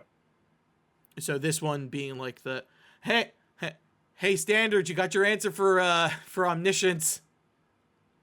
Oh, Jesus. No, you don't. No, you don't. You gotta untap. This doesn't do. Nope. We have Withering Torment for that if we're really in a pinch. Yeah. That's also true. Yeah, that's true. Good card. No. I pulled Omniscience off once in a Commander game. Never use it again. Yeah, there's right now one of the main meta decks in Standard is using Abuelo's Awakening to cheat Omniscience out and then insta kill the opponent. It is tough to deal with. It's very resilient and is putting up wins in tournaments. Yep. Yeah. It's really strong. Those decks could also be playing the Saga creatures, because those are all enchantments. Yep. Obviously, nothing's as good to reanimate as an Omniscience, but that's a whole different story for a different day. My number 4, this is a little interesting. As I brought up some of my favorite Final Fantasies, we're going to talk about the protagonist from Final Fantasy VIII. This is Squall, Seed Mercenary. He's 2 white and a black for 3/4 human knight mercenary with Rough Divide. Whenever a creature you control attacks alone, it gains double strike until end of turn. And whenever Squall, and then a separate ability, whenever Squall deals combat damage to a player, return target permanent card with mana value 3 or less from your graveyard to the battlefield. So, for a couple things about this. One, if he attacks alone, he can give himself double strike. So, the big thing you want to do is swing with Squall by himself so that he can strike twice and get 2 permanents back with mana value 3 or less. We've been seeing that line of text more and more recently, the mana value 3 or less mattering for white and black. There's a lot of really dangerous stuff at mana value 3 that a lot of people don't realize. Do you have a Commander Sphere? Sack it and draw like 3 cards. Did you lose your Luris? Bring him back. There's quite a few things that Squall could actually grab for what he does.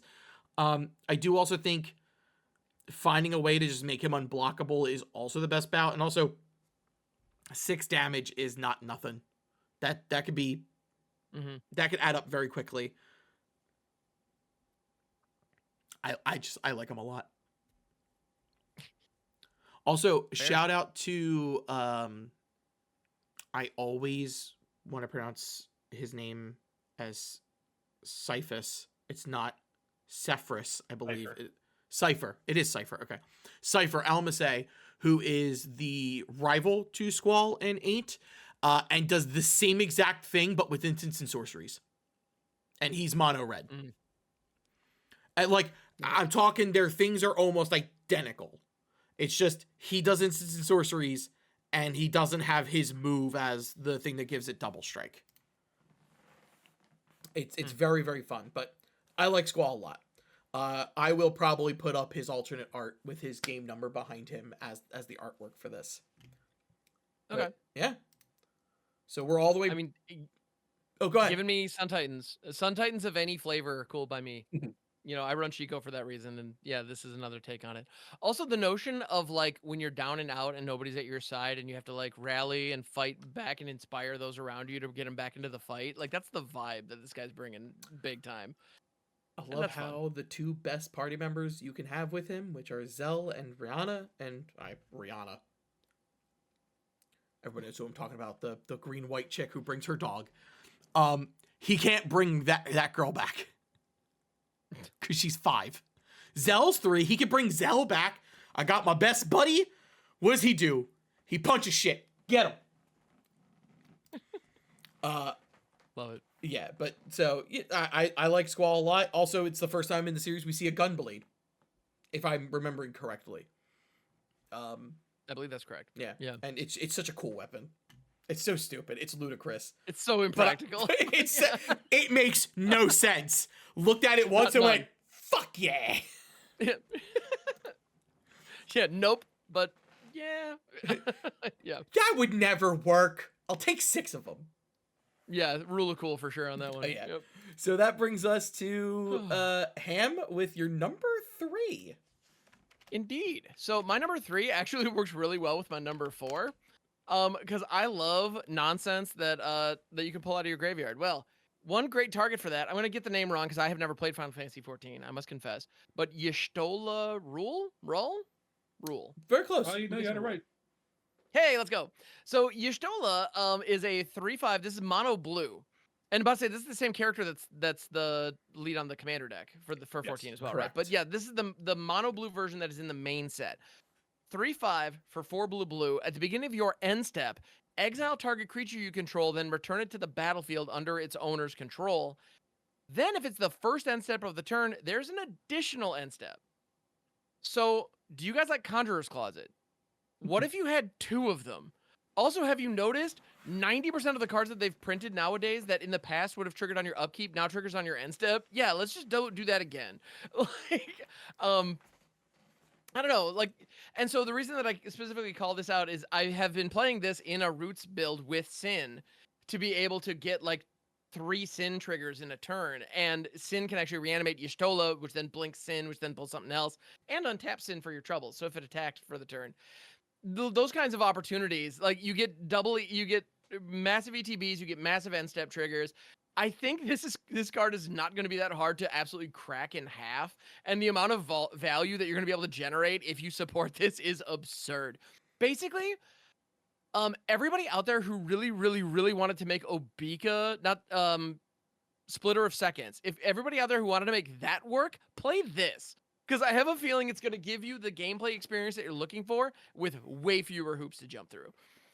So, yeah. I think this card... People play Conjurer's Closet, which just flickers a thing. Mm-hmm. This is 1 more mana and does it twice. Plus all the other end step any other end step triggers you happen to have. Hey, like, are you the Monarch? Keep drawing. Keep it going. Draw more. Yeah. Exactly.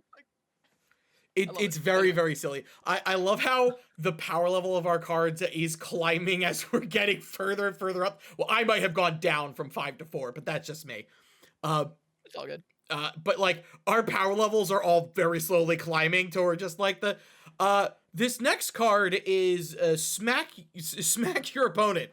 Smack your opponent. But like for 4 mana, strike your opponent with the backside of your hand. Yeah, that's oh no, what happened? Oh, they tap for 5 mana, they cast with a steel chair, and the back of their head caved in.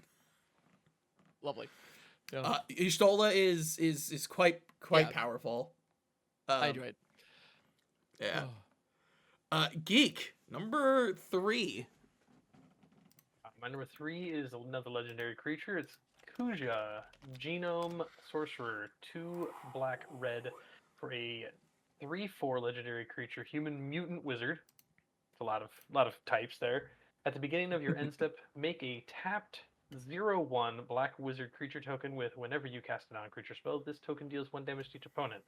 Then, if you control 4 or more wizards, transform Kuja into Trance Kuja, Fate Defied, legendary creature avatar wizard for 6 with Flame Star. If a wizard you control would deal damage to a permanent or player, it deals double. So I like notably, weird kindred that don't have the primary color you expect. This is Rakdos Wizards. No blue. Yay. so Also, I like double play notably, damage. doesn't say the word combat or non-combat damage. Did you deal doesn't. damage? Then eat double of it. Like, this is not love something I Wizard love Kindred burn. needed. I love burn. It's one of my favorite ways to play. That's my Niv Mizzet deck, and this is more of that. Thank you. If I had this Mhm. correct, Moneybags bought a couple copies of this. Did he not? Piggy Banks absolutely bought this. Oh Piggy yeah, Banks, for that's what sure. it Piggy Banks, yeah. Uh, Oh yeah. No, he had a few moments with this card. Yeah, it was a whole thing. yeah. This is Kuja is a decent villain. To my understanding from 9, I played it, but not a ton of it. But yeah, this card is. Whoo. They did a good job with Kuja. Honestly, they did Yeah. Kuja a disservice in my opinion because they had another boss fight kind of stapled onto the end that kind of made the ending a little awkward. And it kind of deflated his climactic moment, which I think is a shame. Because at the end of the day, one of the big themes in Final Fantasy IX is all about identity, your sense of self, and your worth, and trying to either accept or defy people's expectations of who you are supposed to be. And Kuja is an interesting mirror to Zidane in that game.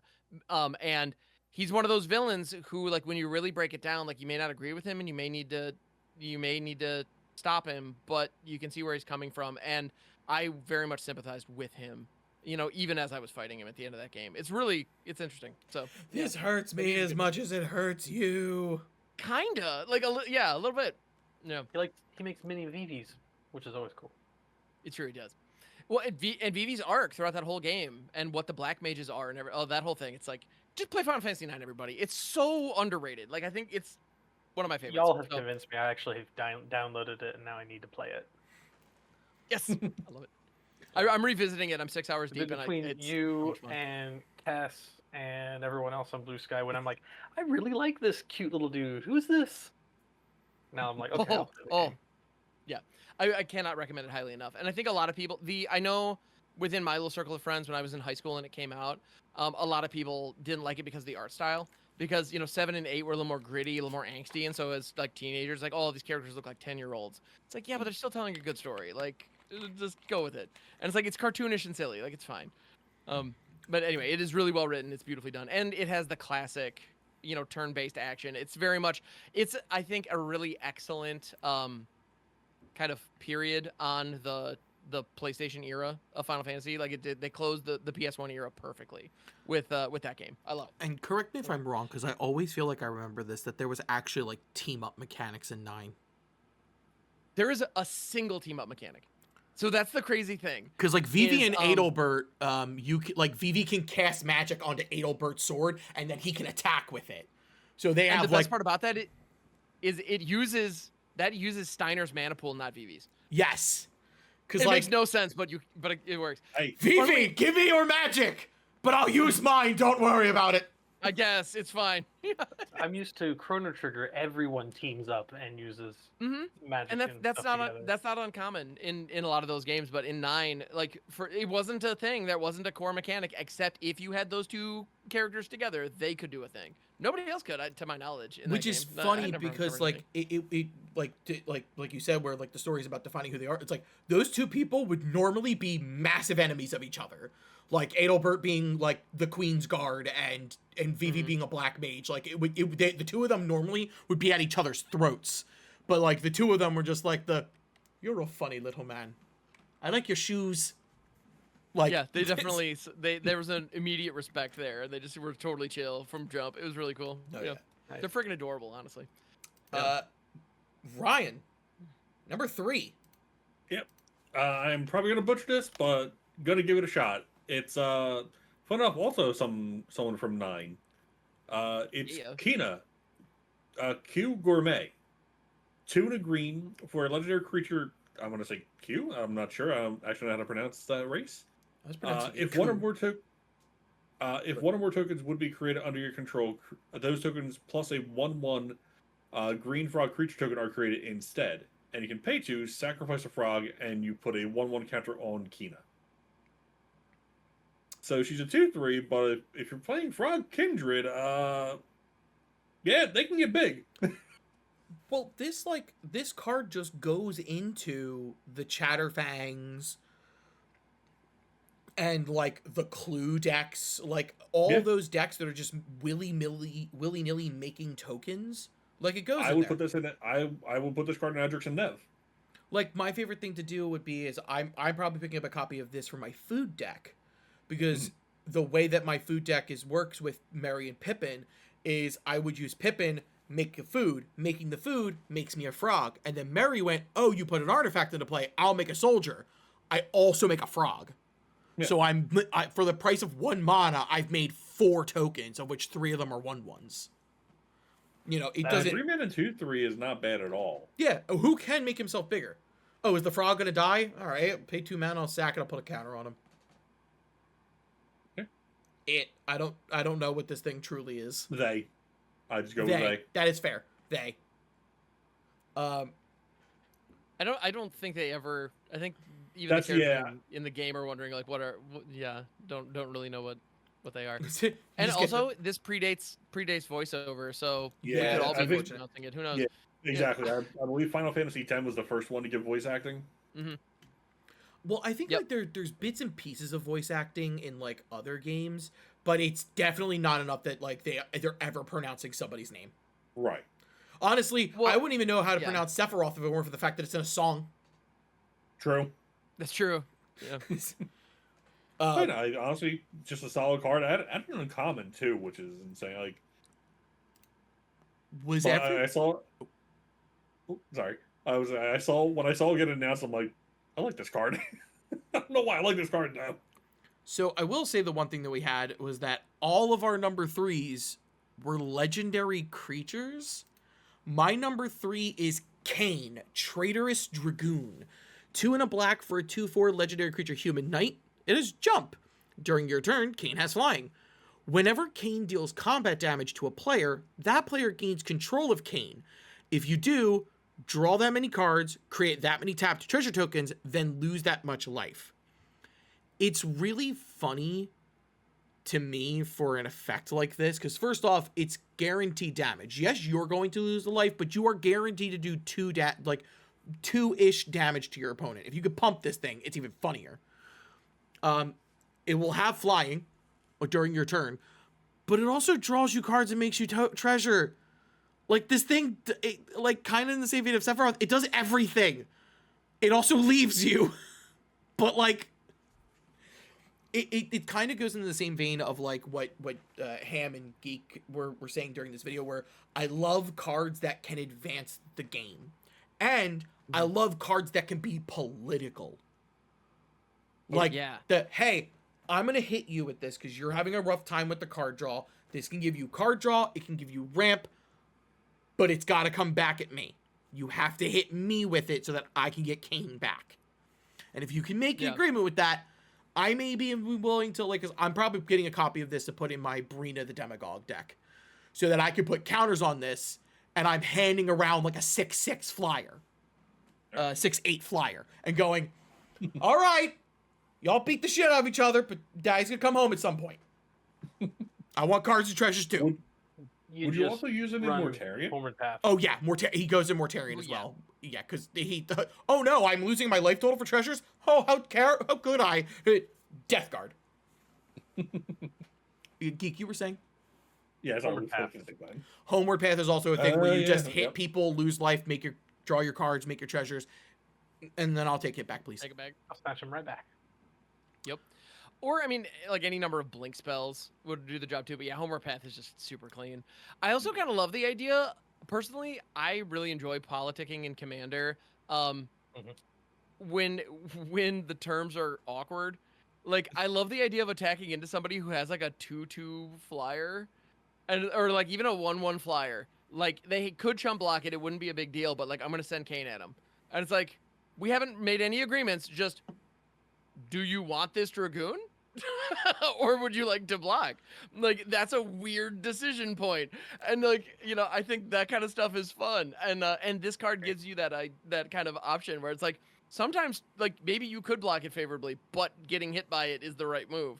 And that's kind of interesting. I like that. The other thing to play this in, and I think it's really funny, is if you do give it to that opponent who's just like, cool, I'm just never swinging this thing at anybody because I don't want you getting it back at all. You play red theft effects. You're like, I'll just take that back out of force now. I'll hit you with it again, and now you can have it back. Now swing it at someone. I'll just put a salt suit on him. There you go. Prepared for this. The other thing. Yeah, I almost kind of want to go to this. You know, like, let's just see what happens. Oh God! Just make sure to don't send it at a sacrifice player. That's the one move, because they'll like, you know, it's like, cool, I'm gonna slap you with it and then deadly dispute it before, like in response to the trigger, like, Well, they won't get the cards if the other player doesn't take control. No, but Ham's saying right. like they could swing it at you, hit you with his trigger on the stack, sack him to a deadly dispute. No, but you're right. But it's you won't get his effect. The cards in the treasure Oh, are a if they secondary do, trigger. okay. Oh yeah. No, you're right. You're right. So if they do deadly dispute it or, you know, village rights, they're just being a buzzkill and they're not getting as much value as they could. They'll get no other treats from me ever again. Yeah, right. For real. You have put yourself on the naughty list. Be gone. But it's okay. It's okay because Kane can be brought back by Squall, so you'll figure it out. Oh yeah. Oh yeah. It's gonna be all right. Absolutely true. Three mana value, 2/4. Yeah. This. Oh, also Rye, mono black knight. So I was There you go, looking at that, Sidar. like, ooh. There you go. Boom. So There were a few new knights in this that actually like. There was a lot of knights in this set. I was kind of surprised. Like there were some good ones. This brings us into what we feel are some of the cards you should absolutely be running. Ham number 2. Yo. My number 2 is a Selesnya card that I absolutely adore. From a game I didn't play much, to be fair. But Yuna, Hope of Spira, or Spira. I was corrected twice when trying to pronounce that today. So I'm confident somebody will correct me no matter how I say it. I've always said Spira. Same. That sounds right. When I said that earlier, somebody was like, no, it's Spira. And then I said Spira, and somebody later was like, no, it's Spira. It's like, sure, whatever. Yeah, Anyway. it's like, Titus versus Titus. It's fine. Yeah, So anyway. Spira, whatever. Yeah, Titus of Spira. Anyway, so yeah, Yuna, Hope of Spira is a 3/5 for 3 green-white. During your turn, Yuna and enchantment creatures you control have Trample, Lifelink, and Ward 2. At the beginning of your end step, return up to 1 target enchantment card from your graveyard to the battlefield with a finality counter on it. Hey, much like the Yuna from the Commander decks, why? So, I mean, the going rate for reanimation is 5, generally speaking, right? This is reanimation every single end step for enchantments specifically, but are there any enchantments worth reanimating? Oh God, yes, and we'll get into those. But yeah, there are a number of incredibly powerful enchantment creatures that this can now bring back. They do have finality counters on them, so that's a thing you need to worry about. But that's fine. And it's also just enchantments. It's any enchantment. And so this can bring back your Sterling Grove. This can bring back your Sithis that somebody took out earlier. This can bring back your Hallowed Haunting. This can, like, you name it. Your and I'm privileged thinking low, position. like privileged position. Exactly. Like the amount of possibilities here are kind of nuts. The sky's the limit. I mean, if you're running Selesnya in Commander, which let's be honest, I understand that 60% of the people watching this probably do at some point. This could just fit there and it's going to be good. And it also boosts all enchantment creatures. Now, how many enchantment creatures does any given deck have? Well, if you're all in on the Saga reanimation thing like I'm talking about, it's most of them, and this is rad. It also works beautifully with the Overlords, you know, and the that summon Brynhilde, Brynhilder that I was talking about earlier, helping out with your Overlord of the Mistmoors, Overlord of the Hauntwoods. Like, it's silly. This card is incredibly powerful when surrounded by the right pieces. You also put her in the 99 of other Yuna with mono blue Y'shtola. Yeah, you do. You get it. Because finality counters my don't care word. if you flicker it, and it'll come back without the finality counter. Hey, Geek. And this triggers Shut on up. the end step, so you can get 2 of them. I love broken things, even though I'll never play this one. Also kind of sad that she is with the summon that is only in the commander deck. Well, like I said, put her in the 99. There you go. It's Oh fine. yeah, no, of course, Yeah, done. of course. Boom. Amazing. Oh, God. Anyway, I'm just seeing all these disgusting things with these 3 cards.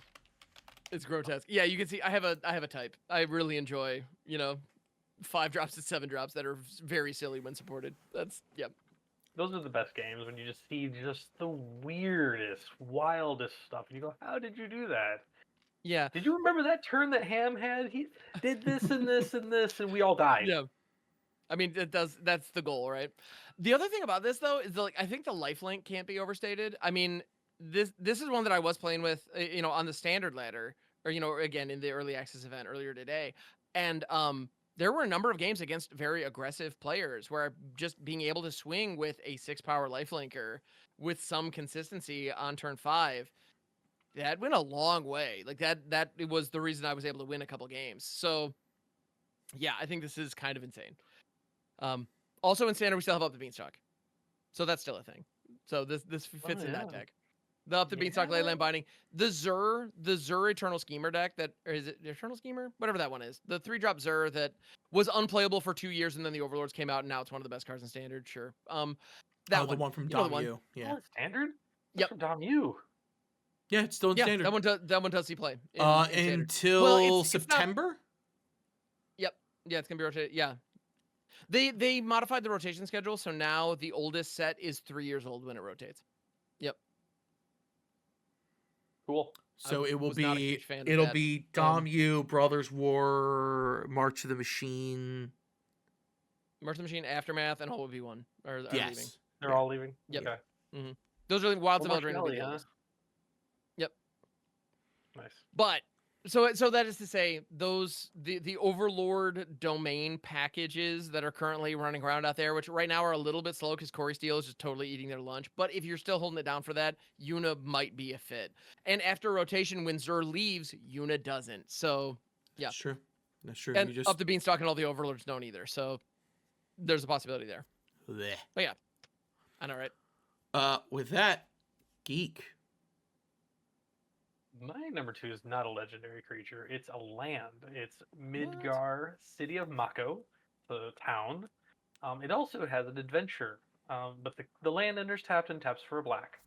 The adventure is called Reactor Raid, 2 and a black for a sorcery adventure. You may sacrifice an artifact or creature. If you do, draw 2 cards. Simple, does things. I was actually having the discussion with Scruff and all. Was it last night or so?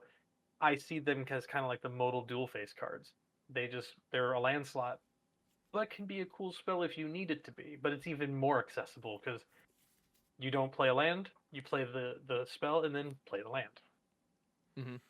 The Pretty cool. more that I've thought about them, the more open I am to the idea of them. I think what I would do is, however, I am not replacing a basic for this card because I think that that's disingenuous to your mana base personally. I am going to be that, like, if I'm like, I am allowing myself to have 15, 16 non-basic lands and 20 basics, this is going to be one of the non-basic lands that I choose.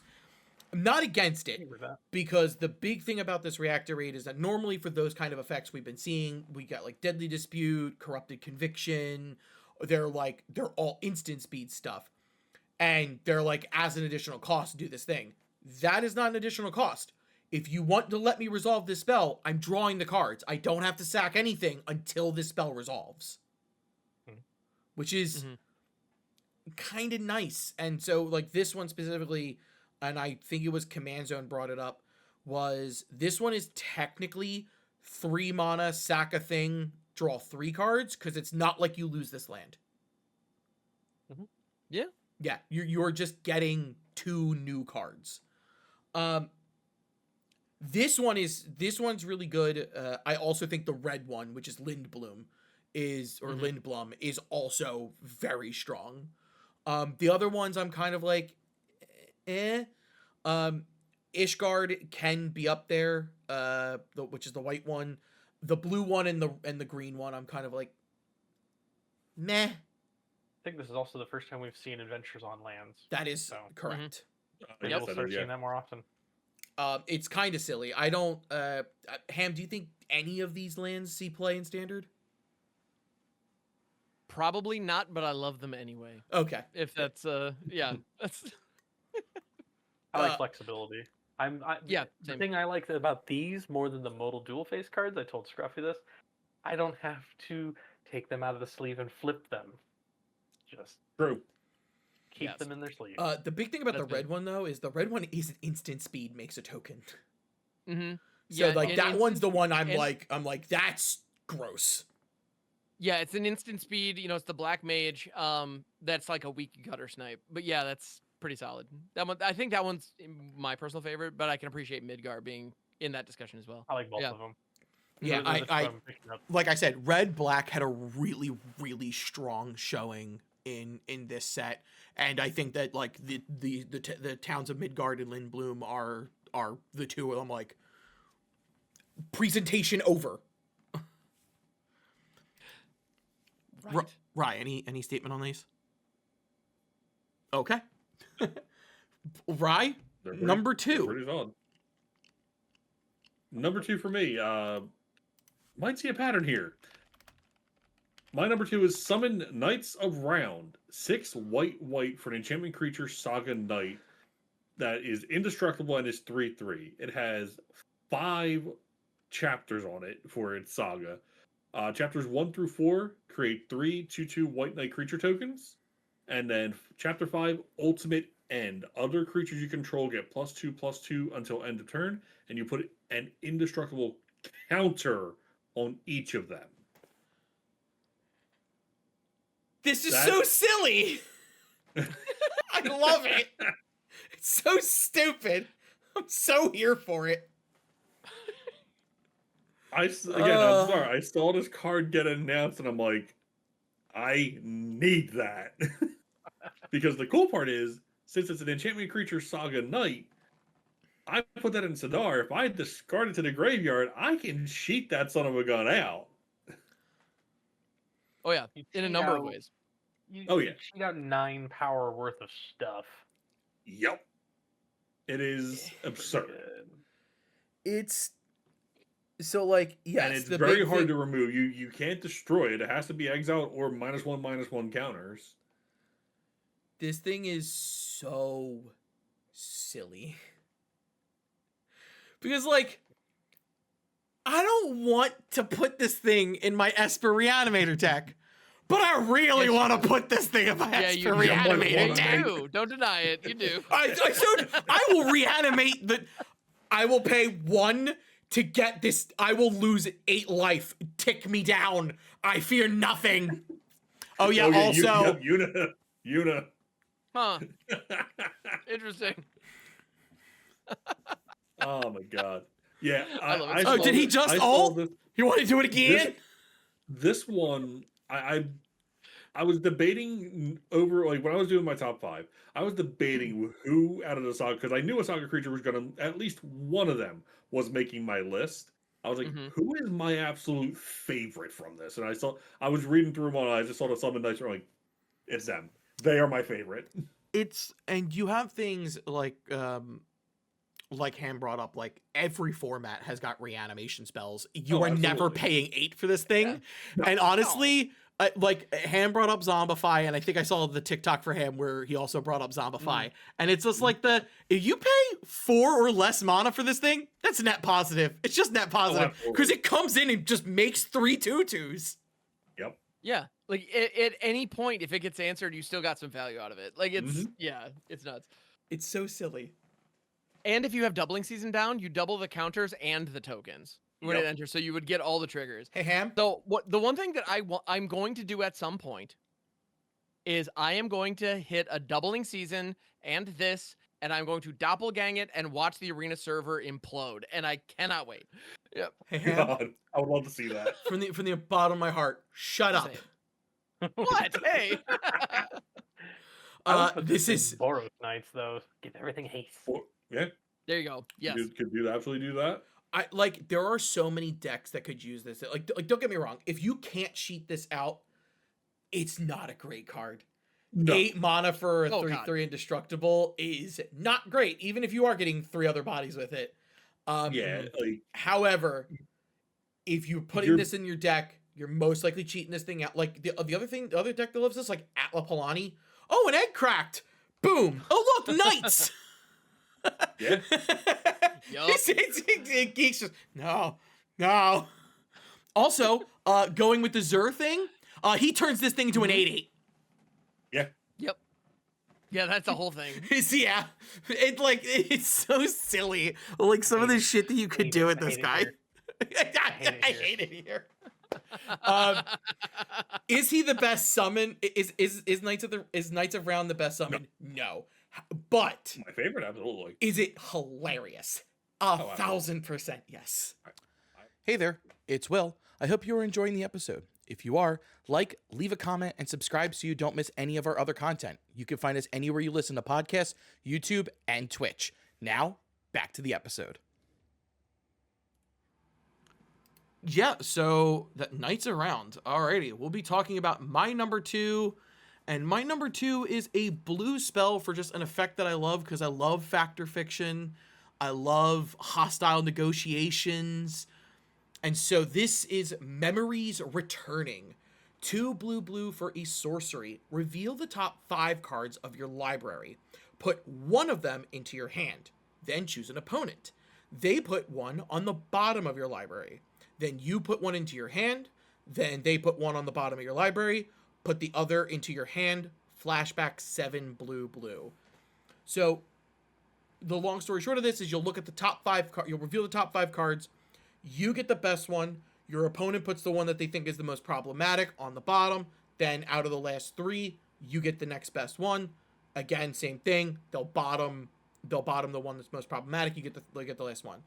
In a worst case scenario, this is 4 mana, draw the best 3 you get a choice of out of your top 5. Card selection and card advantage is definitely something to always take into consideration.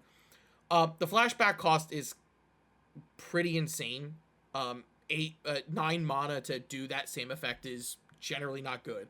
The only thing I could say is that if you're paying that much mana for a spell like this, realistically, it's because you don't have much of a library left, so the chances of you hitting something really good in your top 5 that you can immediately grab is up there. Another argument is like for me, like being the Jeskai player that I am, since I play Savin, this is something I could use in him, like where I could actually benefit from that flashback cost, like where I could all copy it. God, I wish it put those things in the graveyard. I would begging for it to say graveyard. It doesn't, unfortunately. However, I still like that effect.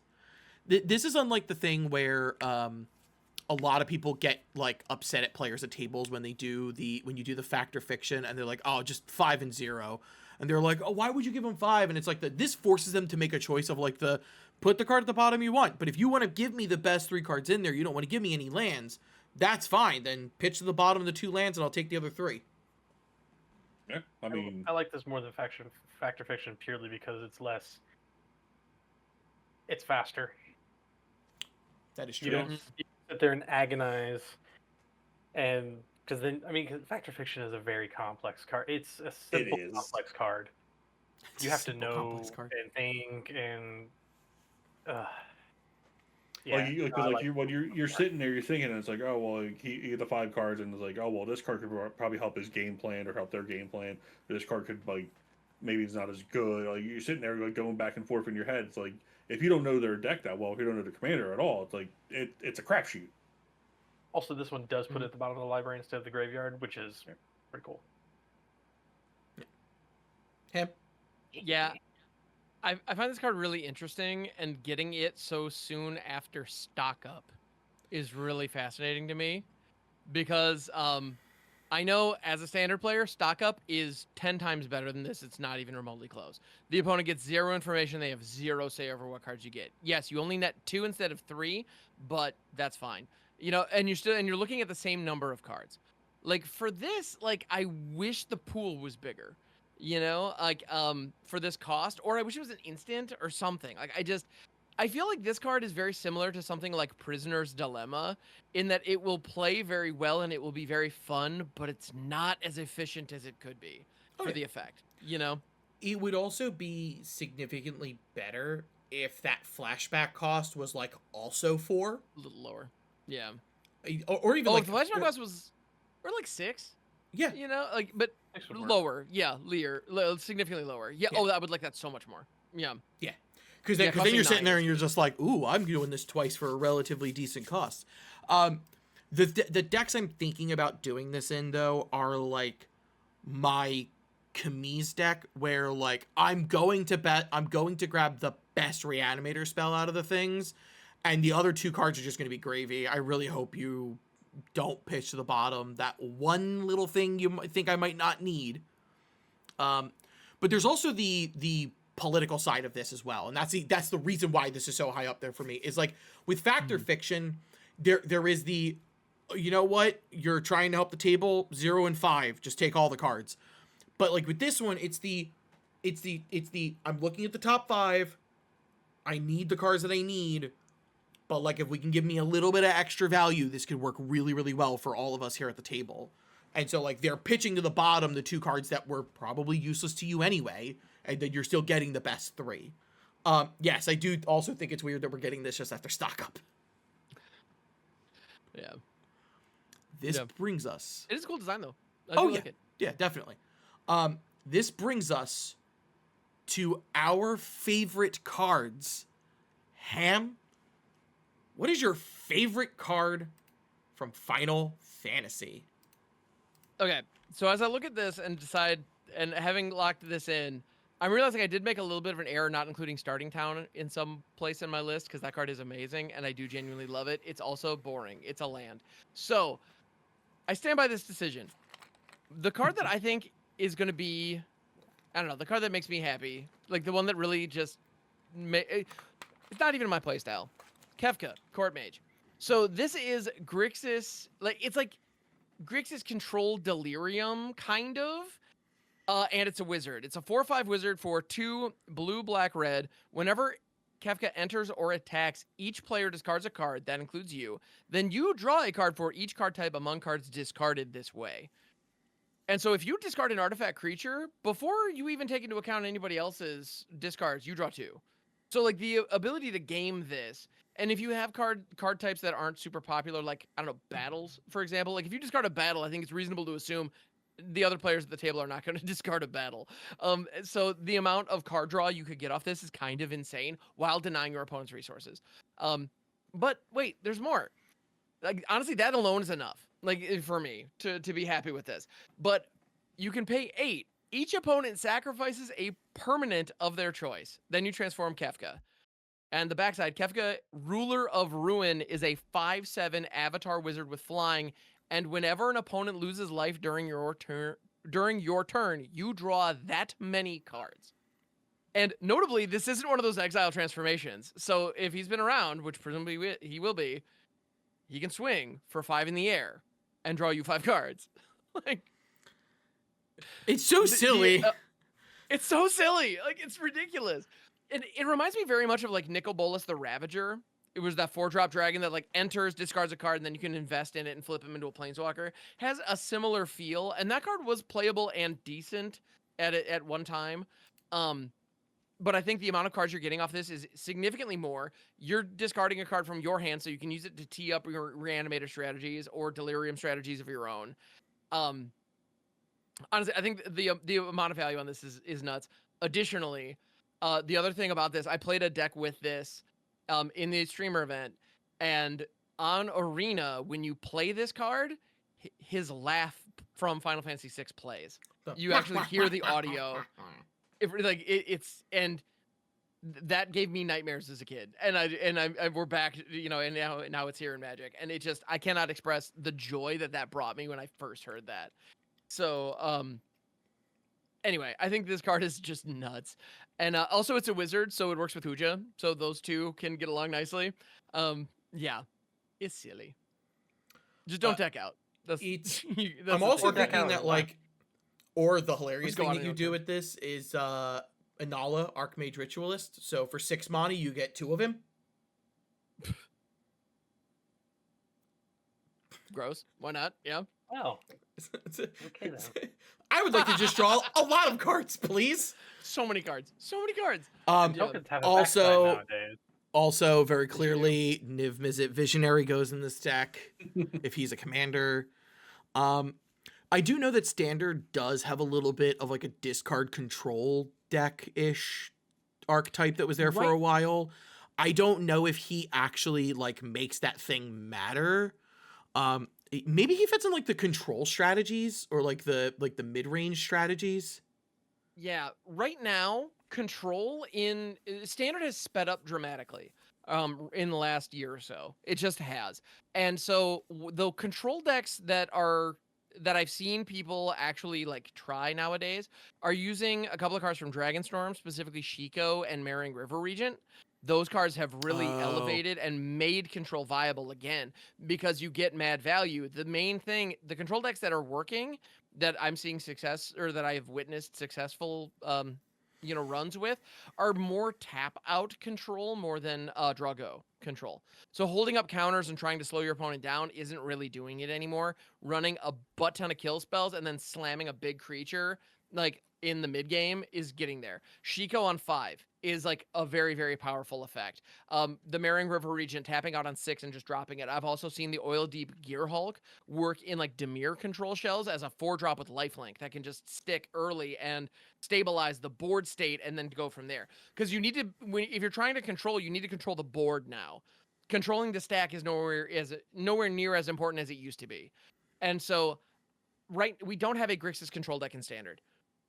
I think Kefka might be the Shiko of Grixis. Really? You know, like Okay. where right now Shiko is making a Jeskai control deck. At least it's not amazing, but people are trying it and it's close. You know, and like it could become a thing. I think Kefka opens the door to Grixis in a way that we don't have right now, and I'm hopeful that we get a new. It's weird being a mid-range and combo player, being like, I hope we get more control decks, but I want Standard to be more diverse. And this might introduce a new archetype that I think might have a chance. So I'm hopeful. As far as Standard's concerned, like everything Ham brought up, that sounds correct and appropriate because I do know there's like the Nightmares card, the 1 mana enchantment from Woe. Oh, Hopeless Nightmare. Hopeless Nightmare. Hopeless Nightmare and Momentum Breaker. Yes. Like the Pixie Blink. The two of them bounce are Pixie Blink decks are so silly. Are nutty. It's so weird to see that. Yeah. In a commander format, one of the big things to bring up is that unlike with the dominants like Dion who need to tap and the other transforms who like need to do something very specific, he's just mana. Did you Jessica's Will, you could flip him the turn he comes down. That's true. Yeah. And like this could just be Geek, stop it. I see the wheels turning and you need to stop. Kefka is arguably Get it. He's one of those ones where I sit there and I look at it and I go, 5 mana feels like a lot, and 8 mana for transformation does feel like a lot. But at the same time, God, this is gonna suck when it happens to me. I hate the shit out of that. I cast Top of 5 and I cast Kefka. Motherless mother! My clown arc might have to happen. Yeah. It's a shame you can't have him and Jolly Balloon Man in the same deck. God, No. it makes me want to punch walls. Yeah. And the other detail that you mentioned earlier with Sephiroth applies to Kefka as well. If you have one transformed, you can play the other one face up because they do have different names. Yep. So you can ultimately have 2 Kefkas on board as things are happening, and they support each other in a really gross way. So yeah. So, did you like drawing cards? Would you like to draw cards twice? How many cards would you like to draw? All of I want them? to draw Got you. all the cards. Yes. All of the cards. Every No time. problem. We can do that. Well, with that, we've got the court jester. So, Geek, what is your number 1?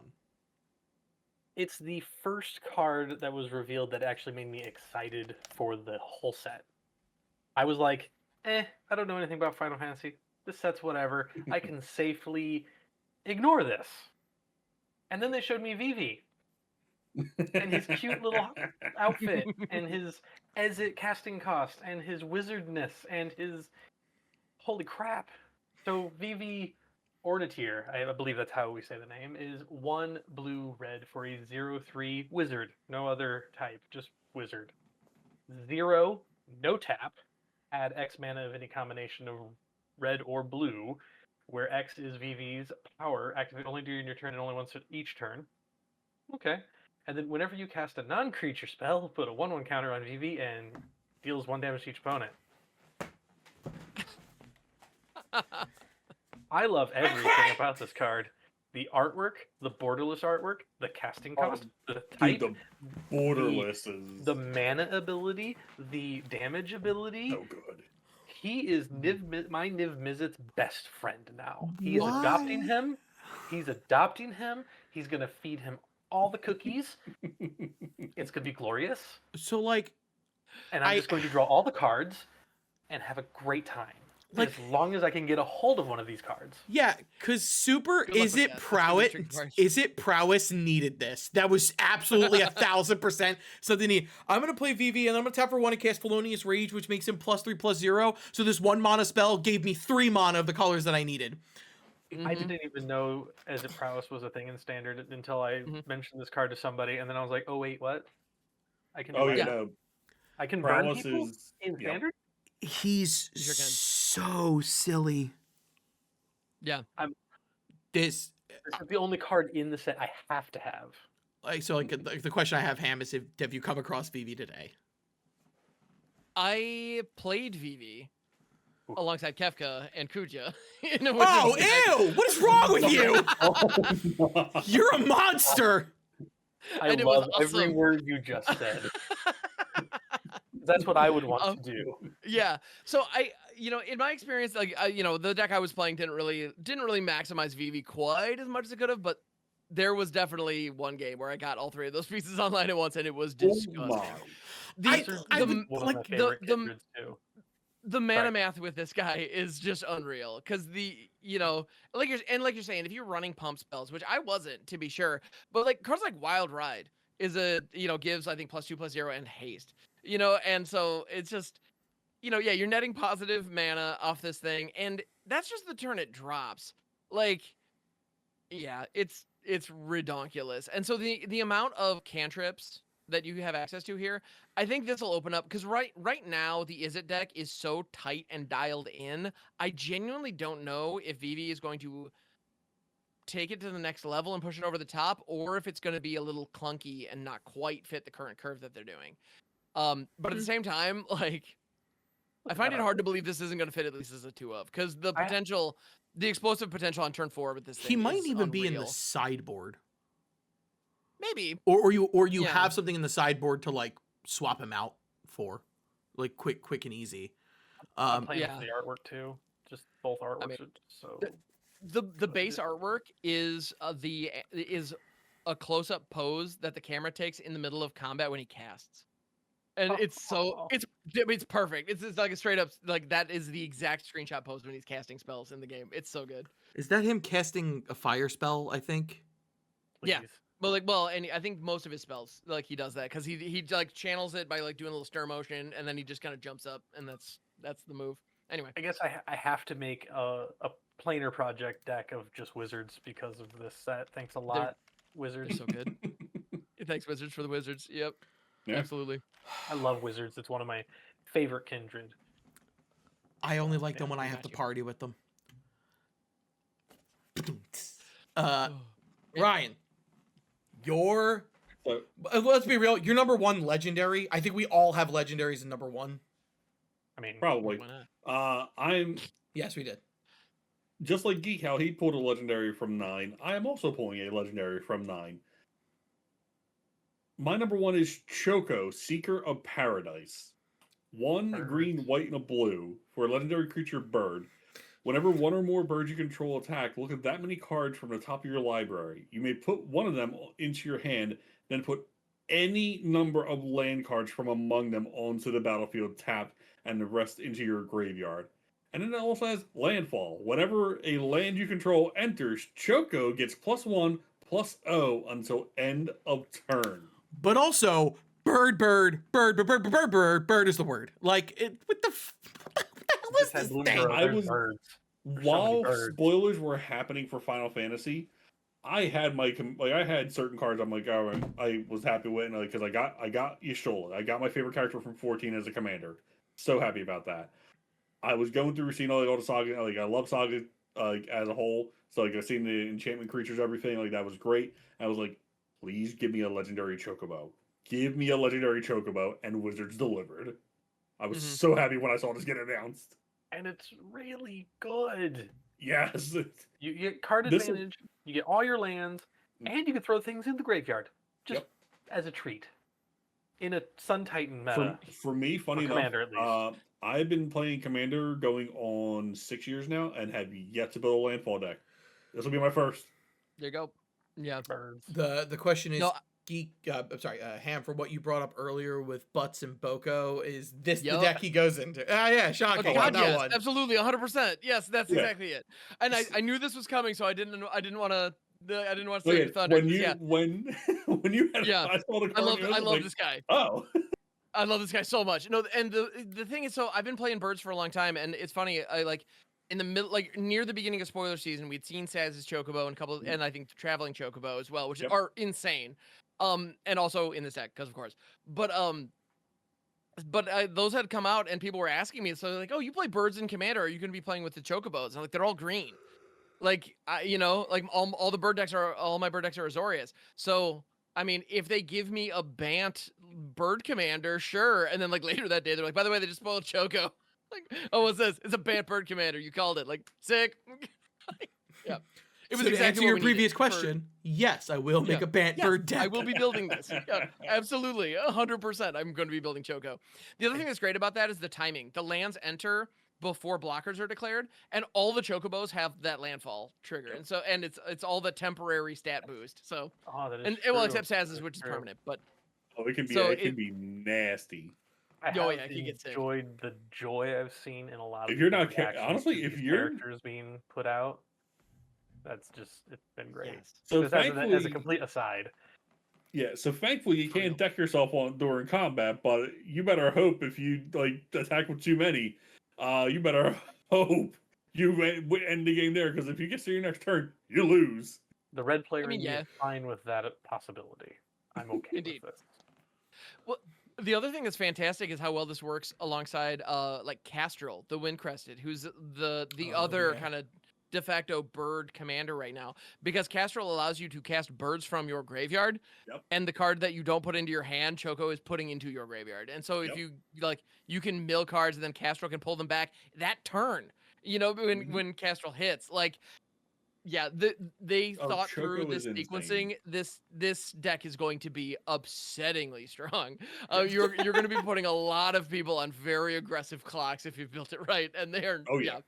Yeah, you're gonna be the problem. I'm so happy I finally found a Bant commander that fits more my playstyle. Hell yeah! Because I built Galea and I built Perry, but they made me like it. Those two decks, while they were fun, I 100% learned I do not like Voltron, and Perry just made me feel like a bully, because he was the type of deck you play, and it's like you pick a person and it's like you're going after them nonstop. Right. Like, I don't like that play style. Like, I get it, people do like that kind of play style. That's fine. Go for it. Not mine. Man, I can't wait till you attack with 7 birds and it's just 7 lands in the top, so you just get 7 landfall triggers, and then I die to you being a bully anyway. I mean, yeah. To a freaking bird. I go wide. The other thing that I want to point out is in Bloomborough, all of the birds, like Salvation Swan or Plume Creed Mentor, all of those cards were cared about the flyers supporting non-flyers, and they were all doo-doo garbage because all of the birds flew. Yep. These birds now we have birds that don't fly. And so so all of a sudden, cards like Plume Creed Mentor, whenever it or another creature with flying enters, you can put a 1/1 counter on a creature you control without flying. So like, all of a sudden, this got so much better. Bird together strong. It's so good. Anyway, so like, I love this is gonna it. be fun. So much. I'm very excited for Choco. I love the It's so nice. There are 2 commanders from the commander Mardu commander deck, Mog, the Moogle. I'm building him, and Choco. They aside from Y'shtola, because I'm getting that commander deck. Those are 2 definite commander decks I'm building from this set, at least. Nice. Mog was Right. another one. I got a friend with a really strong, very positive reaction. The joy of seeing that creature. See, I was like, and that, like that's why like I want like, and this is like this is gonna be a slight tangent in regards to this because with the universes beyond, I understand some of the disdain that it can bring into the game. But I say to people like, I get it. Yes, this is going to be probably some of these cards are probably going to be a pain in standard. It's the unfortunate just repercussion of with this being a thing. But you also got to think of it. It's inviting to new players and the joy that people, even current players, get from this. Like, stop being so serious for a minute and enjoy the game. That's what it is at the end of the day. A game. Mm-hmm. And I feel like a lot of people nowadays have lost that. Like, they've lost sight of that. this set got me interested in a video game that I've Yeah. never played. You never Yeah. know. Like, Yeah. I like have while a- Universes Beyond could have some negative, like it has negative balances, like for the power and everything. It also has positive, like it balances out at the end. It's like it's just going to be what it's going to be. It's like just play the game how you want to play and have fun. I have a Yeah. question for everybody. What Uh-oh. will become of our triumphs, our hopes, our despair? My number one card is Emmett Selk, Unsundered. 1 blue and a black for a 2/4 legendary creature, Elder Wizard. He has vigilance, and whenever Emmett Selk enters or attacks, draw a card, then discard a card. At the beginning of your upkeep, if there are 14 or more cards in your graveyard, you may transform Emmett Selk. And he transforms into Hades, Sorcerer of Eld. 6/6 legendary creature avatar with vigilance and Echo of the Lost. During your turn, you may play cards from your graveyard. If a card or token would be put into your graveyard from anywhere, exile it instead. This is a very powerful card. Because the man's only 3 mana for all this bullshit. And I need Seems to be 9 a pattern copies. around here. I need Seems to be a pattern. I need I- 14 copies of it. I just flashed back to when Final Fantasy, like when this like the amount of applause that Emmett Selk got when his art was revealed. I'm like, oh my word. There's a lot of love for who are the quintessential villains to each game. Now, don't get me wrong, Xenos is technically the BBEG of the current arc of Final Fantasy 14. But there is a soft spot I have for Emmett Selk and the entirety of the story that Like he had, where oh, he yeah. was like yes, the strong have been buried, but I can bury the weak now so that the strong have a chance to live. And if I can bring back the strong, then I will do it. And I'm not wrong for thinking that way. And you have to be like that. No, you're a sociopath. Please stop. No. That obviously him as a machinist. Me, I just draw my Yes. sword. Yeah, I was a machinist, so I cast gun, prepare to meet God. Honestly, there's very little that cannot be talked about on his front side of his card, where he just for 3 mana enters and loots. Like that in and of itself is like immediately just like I'm gonna get rid of a bad card and hopefully I'm gonna draw a good card and get rid of a bad one. And then like Especially he does with the understanding if you're milling yourself or doing other graveyard shenanigans, like you're just putting that card away for later. Like you're Yeah. Yeah. I do also like the idea that that a lot of the transformations in this are not like Kefka has got like the choice of not to transform because you pay 8 mana and then he transforms, so you just don't pay, he doesn't do it. Where with Sephiroth, if he triggers 4 times, you don't get a choice, he has to transform. Not that you wouldn't, but I'm just saying. Kuja also same thing. You don't get a choice for Kuja. If you have 4 wizards at the end step, he turns. Emmett does have the ability to continue to just be this. Did you play him on turn 3 and your graveyard very clearly is going to have 14 cards because you're about to play everybody mills 10? but they're not good cards that are already in there, then wait. Then just wait. That's all you have to do. Even if you do it the slow way, where you play a card to make him unblockable, and you're swinging to let him do his thing. He's a 2/4. He's not an irrelevant body type. He's got vigilance. Like, he's like all over. Just the front side of his card is very strong. Does anyone want to make a comment on the front side before we get to the back side? The solid looting wizard. Yeah. The backside, 100%. the backside, going from a 2/4 to a 6/6. First off, hell of a jump. The fuck happened? It's such a relevant like jump in stats. Like, Kefka goes from being a 4/5 to a 5/7. If Sephiroth goes from being a 3/3 to a 5/5, he goes from a 2/4 to a 6/6. He's just like, I have come to claim what is rightfully mine. That ass. But also, the downside of Muldrotha is that she can only do permanents. And the downside of a lot of the red-blue wizards who can do instants and sorceries in the bin can only do instants and sorceries. He's just like, oh, is there a card in there you want to play? Go for it. Have fun. It's like just have a day. Yeah, you can play lands, you can play instants, sorceries, you could even play a battle. Hey. Yeah. Do you want to play I don't know, Invasion of Segovia? Go for it. Amonkhet would be good with him, but yeah. What happened? Yeah. Amonkhet would fit. Oh yeah, honestly. And also, he definitely 100% goes in the Kefka deck. Oh god, yes. Yeah, I did have him as like a 2 of just for looting effect. Yeah. Yeah. For real. That's the thing. All the villainous wizards do work together really well. For no good reason. Hold on, is this the meeting of the people who cast spells on her evil assholes? Yes. Yeah. I found the right place. Yes, asshole casters. It's just yeah.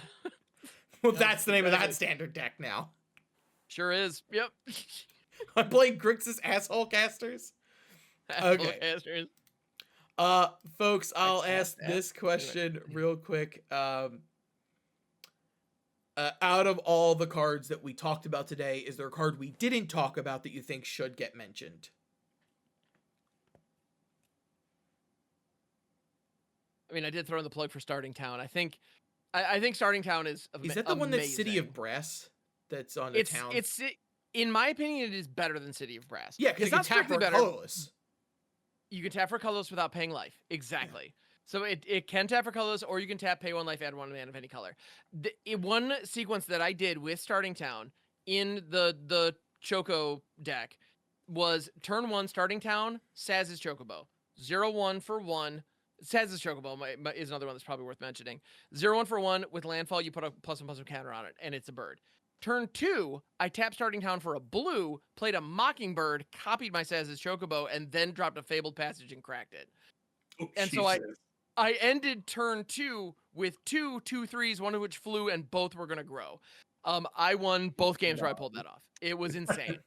And while it'd be very easy to look at Mockingbird and Saz's Chocobo and go, oh my god, these birds are great, which they are, that sequence is only possible because of Starting Town. I mean, to be fair, I guess I could have had a green-blue tablet, but I was juggling 3 colors in that deck. I shouldn't be able to hit 2 separate 1-drops of different colors consistently, because that deck had Healing Hawk in it too. Like, I easily could have, or Healer's Hawk. I easily could have done that with Starting Town as well.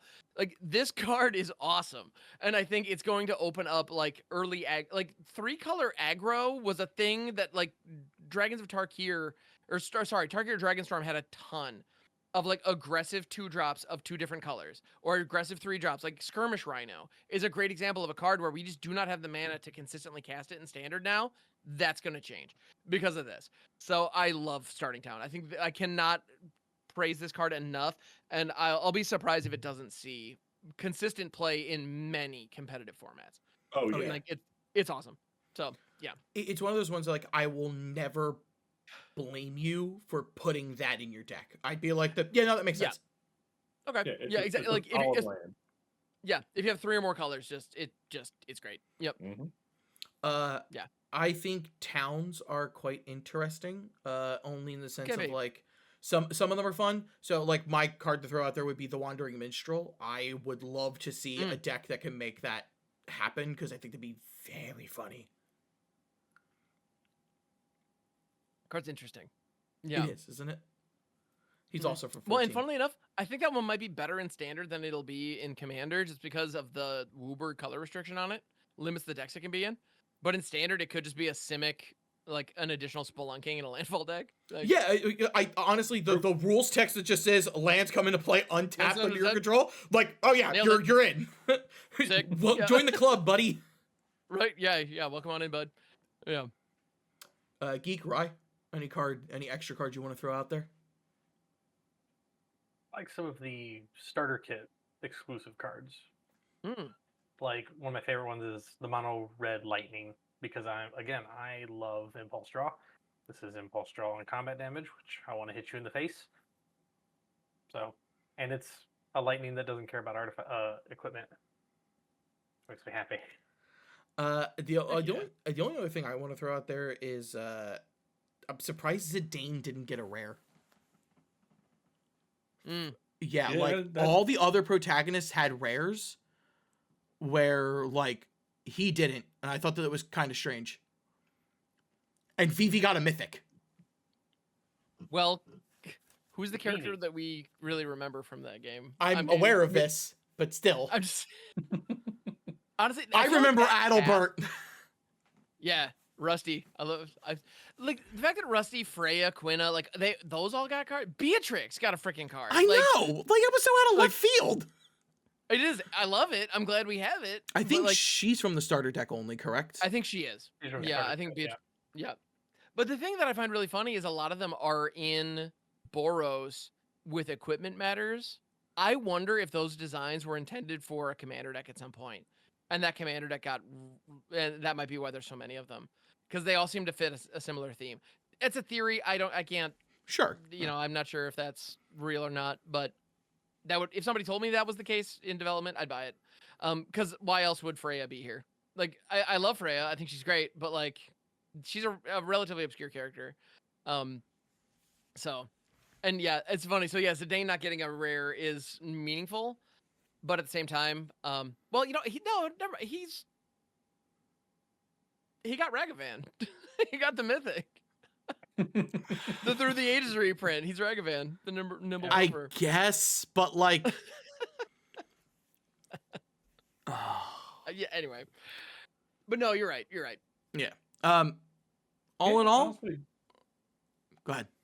No, I can't think of any other cards really that I would want to talk about right now. So I'm just excited for the set.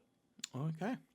It will drop. If you give me enough time, we could talk for another 2 hours. But we need to not do that. We are recording this video on June 4th, so the set drops, technically speaking, June 6th, but in all actuality, it drops June 13th. So definitely get in the comments and tell us what you thought about that. You have delivered the final blow. You dealt 999,000 damage in a single strike. You've passed your limit break. You did your team up attack with between your wizard and your knight, but ultimately you were the dominator of everything. Thank you for joining us for Dungeon Delving.